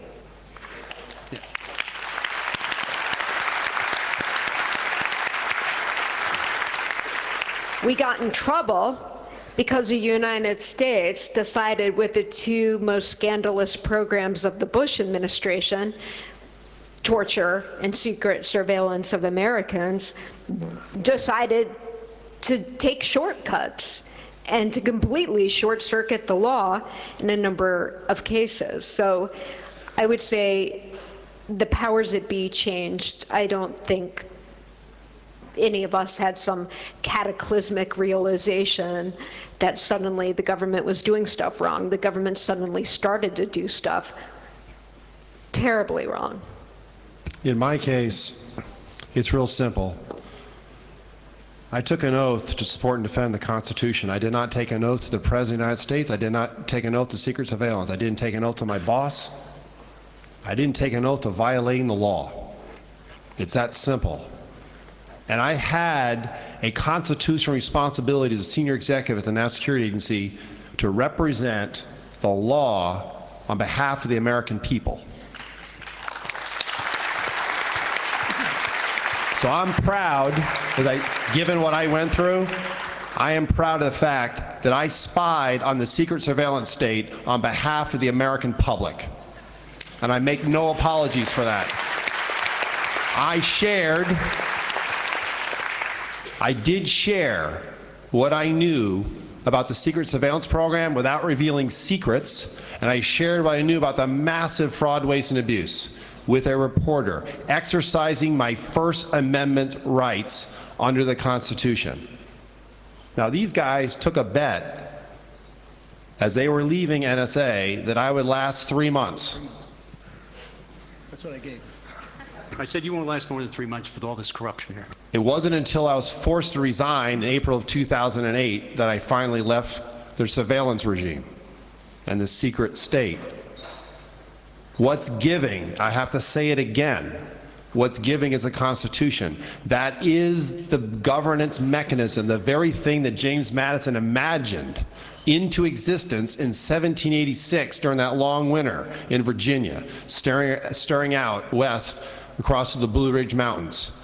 I could not stand, especially in October of 2001, when I was confronted by the reality that the government at the highest levels was in abject violation of the Constitution. I would not stand and watch that Constitution be subverted by my own government.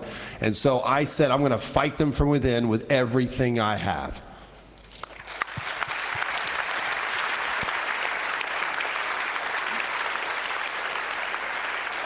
Number 3.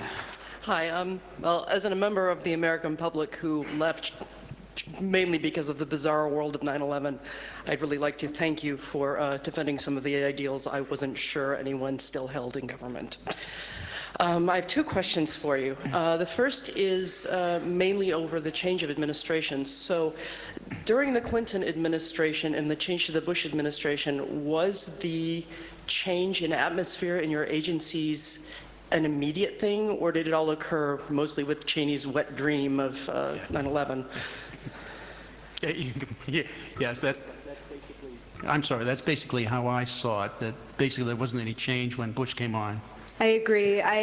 People always say, you know, was there a big shift between working under Attorney General Janet Reno and John Ashcroft? And I didn't feel any, actually. It was 9/11 that created this cataclysmic shift for me, and I think for the legal landscape in general for most attorneys in the country.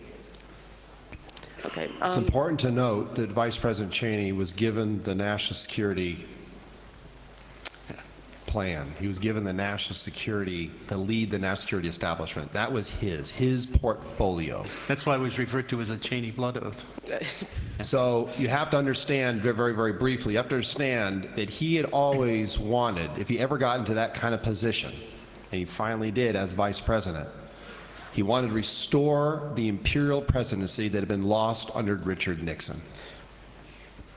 He had waited his time, he knew the system inside and out, and he had his people well placed. Okay. Sort of what I thought, unfortunately. I'm Plus sorry by- you left. I hope you come back. We need more people Well, like you. But plus by design, you see, they limited congressional knowledge of it, and they didn't even tell the courts. So that's subverting the entire checks and balances process under the Constitution. And my second question actually leads to that. You mentioned Nancy Pelosi being, shall we say, dragged into the secret. And I today, think she went willingly. okay, I have no idea, but that's, Yeah. I can imagine. And today, as Jocelyn mentioned, the FISA hearings are going on, and Dianne Feinstein just unloaded an epic amount of fear-mongering onto the Congress.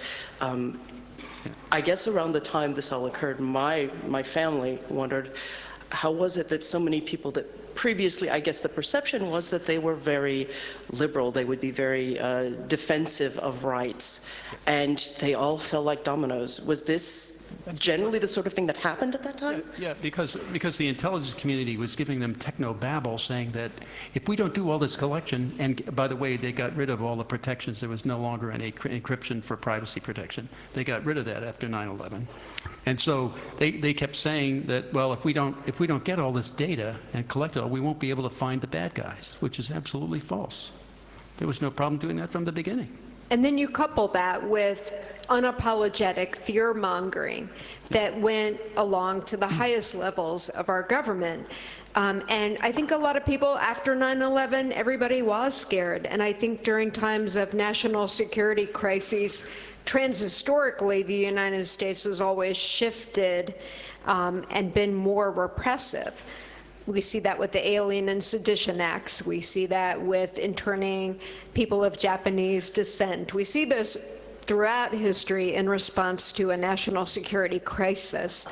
But usually it shifts back. I mean, we had Nixon, but then we had a lot of wonderful open press, privacy-protecting laws that came into being, which were promptly tossed out the window when 9/11 happened. And the government's been totally complicit. Even today, Dianne Feinstein basically said, you will have the blood on, blood on your hands to another representative for talking or even saying that there was a secret interpretation and that Americans deserve to know that. And she was basically saying, the next terrorist attack is right around the corner, and we're not going to be equipped if we don't keep doing what we're doing in secret. I wanted to add one thing, though, about the people in government and aid. There's an awful lot of good people at NSA. It's just they're also introverted, okay? That's a character. They're all, 85% are ISTJs in the Myers-Briggs. So they're all so introverted, they're not the kind of people who would stand up and do things and they've looked at what they did to us, and they said, okay, if I stand up, I'm fired, I lose my job, I get blackballed, never get another job, or if I try to get one, they can get me fired from that, like they did with Jesselyn. So there's a lot of fear, and that was the whole purpose of it, okay?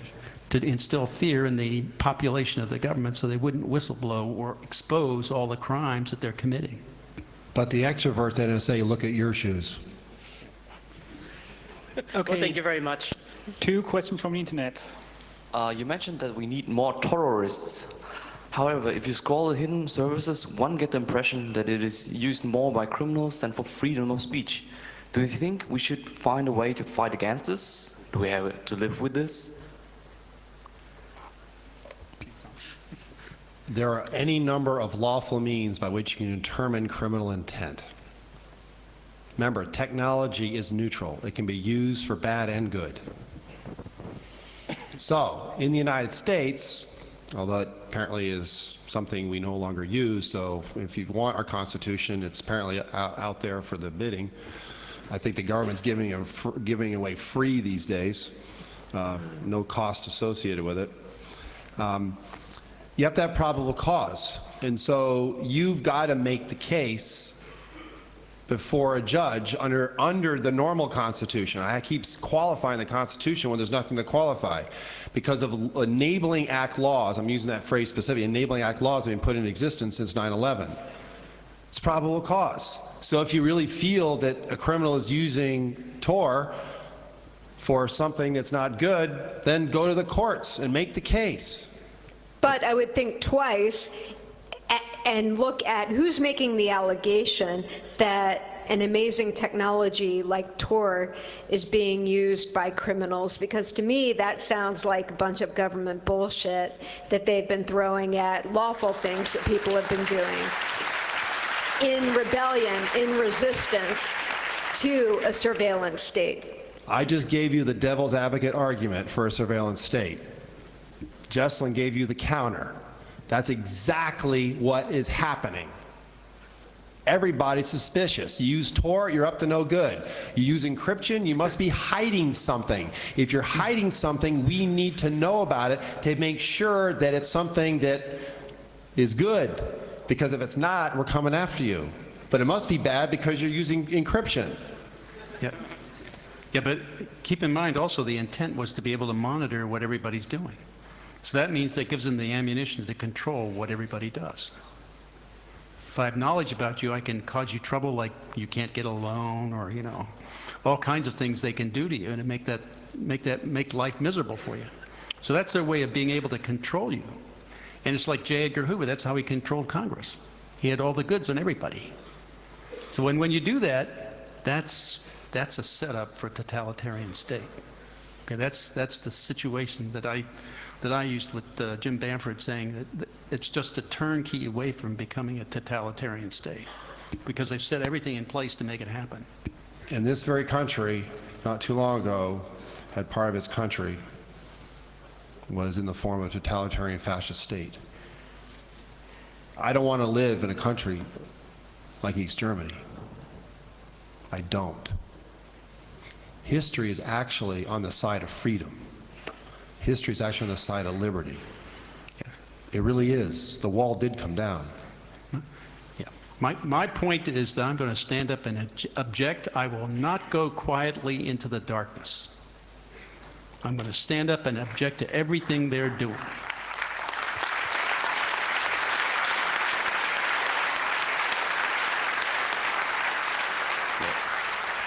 As a lawyer for a number of these conscientious objectors, though, there is an extremely high price to pay. Yeah.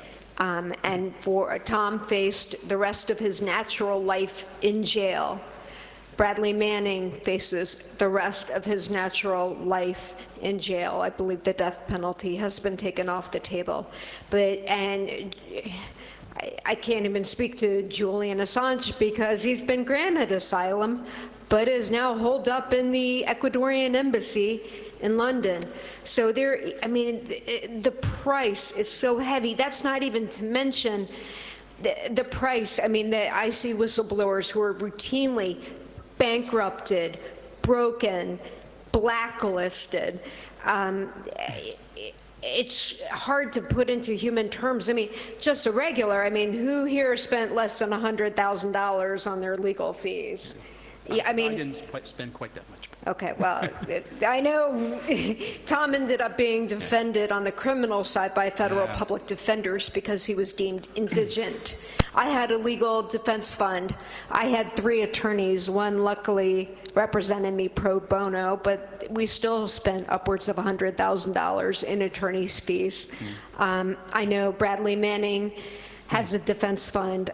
Julian Assange, I believe, has a similar mechanism set up, and I urge everybody to contribute, no matter how much, how little. Anything helps. You can't put a price on freedom. Yeah, the one person that we haven't mentioned here is Kirk Wiebe and I and John Kiriakou got the Callaway Awards for civic courage. And they forced John to plea bargain for a 30-month sentence because he exposed the torture at CIA. And they did that. They had the leverage they had against him was he had 5 young kids. Okay, that meant if he went to jail they were threatening 30, 40 years, I don't know, a long time, he would never see his kids grow up. So that leverage they used against him to get him to plea bargain. Now I look at that as a national disgrace. Here we are sending the guy who exposed torture to jail and letting the torturers and the people who ordered torture scot-free. That is a national disgrace.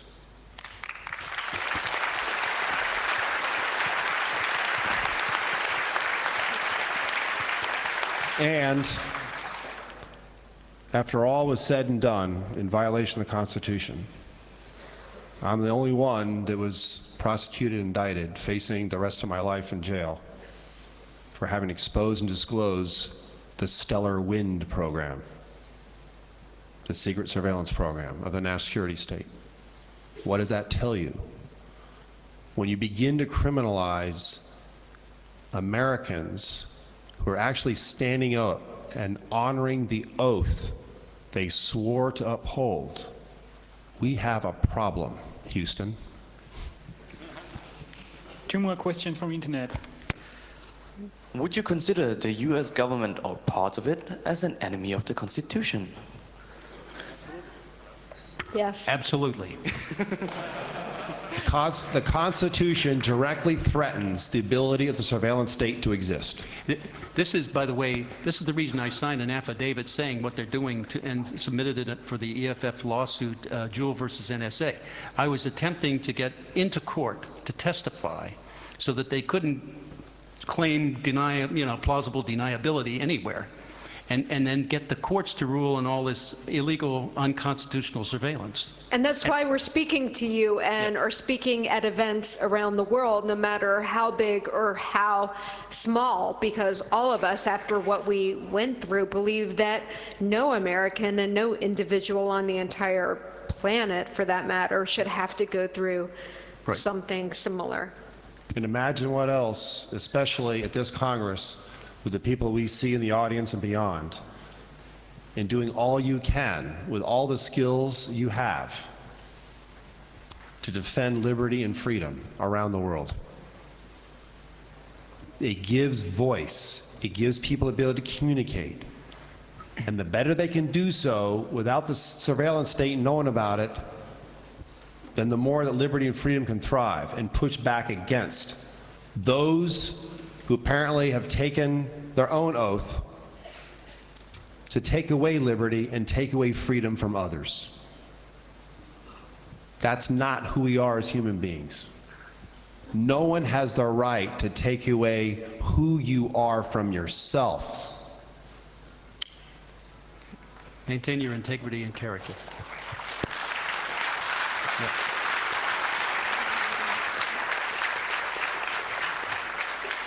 Number 2. Yes. All three of you decided to blow the whistle with your name and surname and decided to do this publicly, but this has caused you a lot of problems, as you have described. What I'm asking myself is, if a system that allowed you to speak up anonymously, would you have chosen such a system over what you decided to do in the end? And if so, do you think the impact of speaking up would have been limited? Yes. Actually, I felt it was important to have my name on what I was saying, because that adds credibility to the statement. I'm not hiding, I'm facing the government right up, okay? If I were an anonymous government, ex-government employee, you know, that wouldn't have the weight, it wouldn't carry any weight anywhere.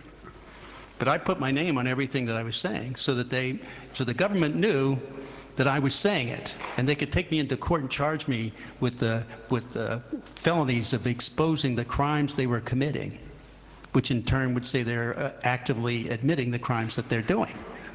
So I thought that was a worthwhile way of doing it. So I was ready to go to court any way I could. But in contrast to what Bill just said, which is admirable, I blew the whistle anonymously. I mean, for me, anonymity meant it was not about fame. It was not about profit. It was not about my own self-aggrandizement. And a lot of whistleblower laws are set up so you can blow the whistle anonymously so you're protected. Tom went to the Inspector General, which promised anonymity and to protect whistleblowers. Unfortunately, the Inspector General sold Tom and Bill and 3 other people whose names have been mentioned tonight, Diane Rourke and Kirk Wiebe and Ed Loomis, all of whom I've had the privilege of representing, sold them down the river when it was supposed to, I mean, it double-crossed the whistleblower, basically. But anonymity gives you a layer of protection. So I don't think anonymity is necessarily always bad. It's great if you can put your name to something, but when the risks are so high, I do understand why the truth teller may want a certain degree of anonymity once you've had your life ripped open. And it's very hard to convey that to you, what it feels like to be confronted with your own records. Imagine being confronted with all of your internet searches, with all of the websites that you've clicked on.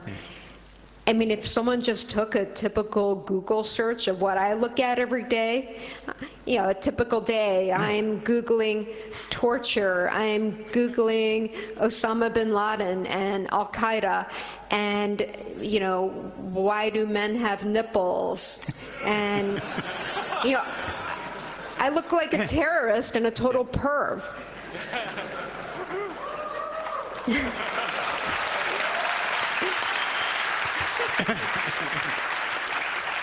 In reality, I'm a human rights attorney who happens to have 2 teenage boys who ask me a question that I'm trying to find the answer to. Well, that's the danger of having data taken out of context. Yeah. Well, you see, but for my part, I felt that the technical stuff I was going to be talking about and exposing required credibility behind it. That is, otherwise nobody would believe it. I mean, the mainstream media doesn't publish anything on this at all over our country. I don't know over here, you know. It is true in my case, to answer your question directly. If I had gone public, some people have asked me this, why didn't you go public in October of 2001? When you knew in that first week that the White House, the government, was in violation of the Constitution. I knew that if I had gone public, I would have been immediately fired. There's no question. And so I chose to go through all the legal means that were available to me within the system for justice. Now, I did reach a point, early 2006, because of all other paths having been exhausted, I chose to go to reporter with what I knew. And it is true that that became a triggering event for the government to come after me. But that was just a triggering event. The communication that I have with the reporter, which I've never discussed in detail, use many of the technologies that many of you here in this very room and beyond are quite familiar with. Let's just say this. I have no evidence, or I can't actually prove it because everything was taken from my house. I have no evidence the government ever broke into my systems, given what I knew and what was available to me to protect myself and have reasonable expectation I can remain reasonably anonymous on the internet. Well, But it's not an absolute secure world, even when you're anonymous. Yeah. And part of the reason they came to my house was to simply take the equipment, period. Okay, number two. I, on the other hand, I wanted to add one other thing. I, on the other hand, tell them exactly what I think of them in unencrypted emails, so that when they take them in and read them, they know what I think of them.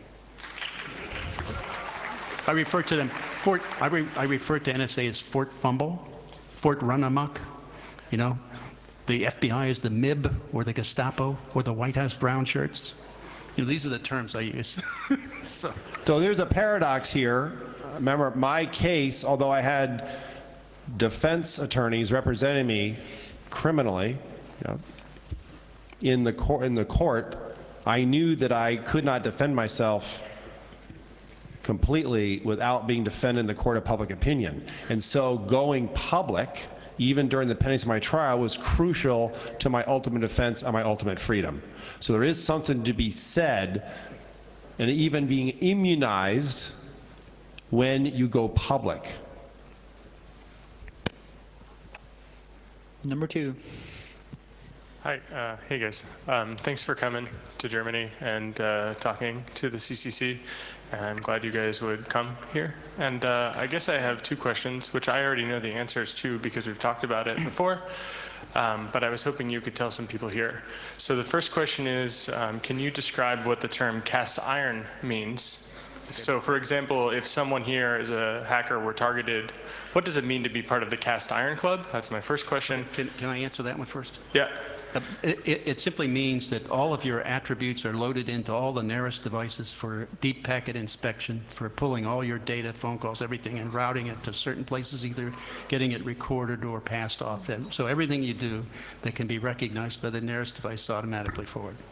Cool. And then the second question is, what is the direction that we should take for cryptography? And in particular, is there any way that you can describe, without getting into more trouble, the difference between Suite A and Suite B crypto so that we can try to build better crypto systems to try to resist this kind of totalitarianism? You see, okay, I don't really know those things, okay? I never worked on anything that was public in the United States. I only worked on foreign systems. So if you were talking about that, I could address that. Are there any crypto systems we shouldn't design like, for example? No, I assume that they all have the keys and everything. If they don't, they can get them. So if they want to target you and break you and read your stuff, they can do that. I assume that, okay? So that's why I was advocating binary level transposition or swap factors that would, you know, destroy the integrity of anything you were going to encrypt, and then you do your encryption and pass it on, and then do a reverse bit swap at the other end. You know, if you do it on a 64 character 512-bit packets, you get 512 factorial bit pattern swap patterns there. So that's a lot of, you know, that's a lot of extra complexity to the system that makes more work for them. When building, I guess when trying to build crypto systems to resist this, I guess the question that comes to my mind is it the case that if we can avoid identification, that is, if we are anonymizing our things, that it becomes simply almost an intractable problem to be able to target us, but once we're targeted, we're just fucked? I mean, just to be straight up about it. Like, I'm fucked, but maybe there's somebody here in the audience that's not. Well, if you're not targeted, yeah, you're all right. And what happens when, I mean, do you think it's possible to resist being targeted? Or are there things we should do to, I'm screwed, but this hypothetical person that's not. No, but see, that the level of incompetence that's involved here can put people, absolutely innocent people, on the target list. You can get rendered just by having something close to a name of somebody who's a real target. There's That's enough, happened. and there's enough attribute information on you. If they really want to go after you, they're going to go after you anyways. Yeah. And this is really the paradox of internet. I wouldn't trust any encryption system out there that has a government stamp on it, and I would be very cautious about any available encryption system that currently exists. Yeah. I've laid down a challenge in private to several of you who are very well placed. I will not name names. For what we need, it's crucial for the future freedom of internet starting today. When you have devices like Naros using deep packet inspection and other techniques, and when you have access to practically all information, especially envelope information, it makes it very easy to target anybody at any time. I'd like to say, as a non-techie though, I think things like Tor are a hell of a good start. And I know this morning you talked about, not just tearing down the barn, but, giving credit where credit is due, and that is definitely on the right path. Now, I'm still working through the Tor for Dummies manual myself, but to me, that seems like a good idea. I mean, I wouldn't say there's nothing out there at all. On the other hand, Jake, I always like to take the opportunity to tell them what I think of them. So if I used a secure crypt system, they wouldn't be able to read it. I want them to read it. I mean, so I think that works really well for you guys, but there are a bunch of people here that will just get a fucking drone strike, right? Like, our white privilege and American passport keeps us from getting a drone strike, but that's not going to protect Julian. That's not necessarily true. Yeah, well, not for long, but I'm just saying right now I don't hear the drone. Yeah. Right? I mean, maybe when I go outside, but I think that there are people here that don't have that privilege, and in fact, a lot of those people in Pakistan have already been killed. Yeah, and so right. I guess the thing is that I really want to find a way that we can resist this, where the people who are under threat right now, there must be things that you think that they should do, and that would be great to hear, because there are people all over the world watching this now, and those people maybe have those risks, and we should try to figure that out. And if Tor is part of it, great, and if Tor is not, that's also great. I'd like to know, and I think other people would too, and thank you. Yeah. Well, I always favored codes over ciphers, because you can make up, the codes, and it would take people to figure out what the code meant. So that's a resource that they don't have a lot of. Okay, people. So I was a favor of codes, but I like to tell them openly, since I'm in a special place, I guess. I like to tell them exactly what I think of them, because I know all these people. I referred to them in Princeton, as I was giving a little talk up there, as slime balls. All of them are slime balls, and that's a mild term, okay? I don't know the other technical terms like bullshit, I don't know that, but... I think at the same time, you can see the power of technology. Yeah. I mean, when you see a country shut down the internet for all of its people, you realize the transformational power that technology has and what role it can play in an entire democratic revolution. So not everyone has the luxury of having a computer, not even close to it, but you can yell and scream in the streets, and you can communicate with those of us who do have a computer. Okay, time is up. Thank you very much.